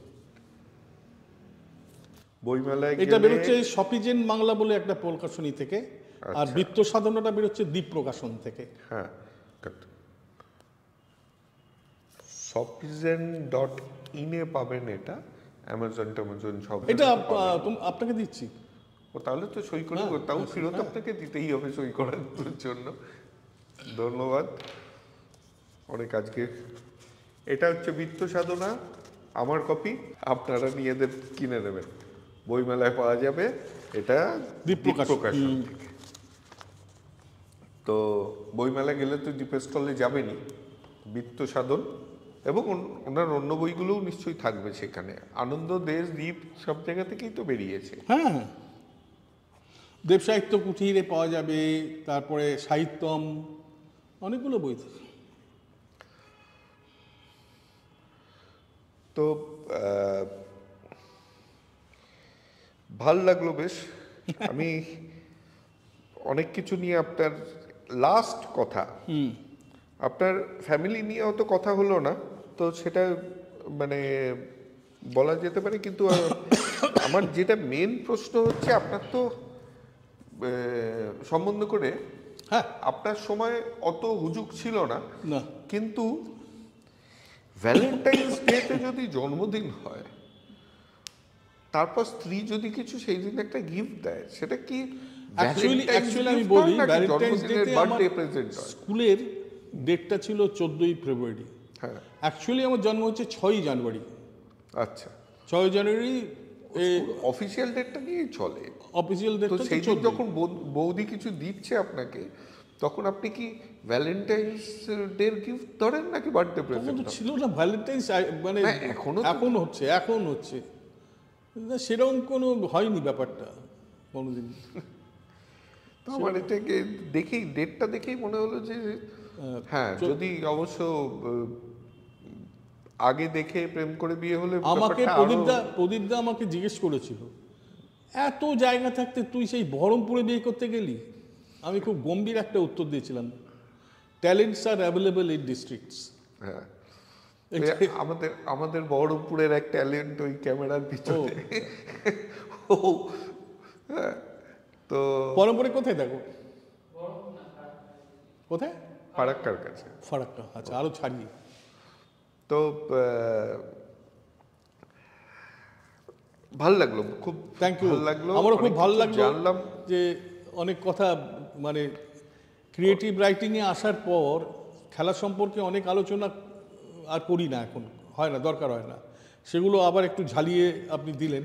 হ্যাঁ, আশা করি যারা দেখবে তারাও, মানে বিশেষ করে যেই সেগমেন্টটা আমরা পুরনো যাদের নাম ভুলে গেছি তাদের নিয়ে কথা বললাম, তাদের সম্বন্ধেও আরেকটু জানতে পারবে। ঠিক আছে, তাহলে খুব ভালো লাগলো আপনি এত সময় দিলেন। নমস্কার।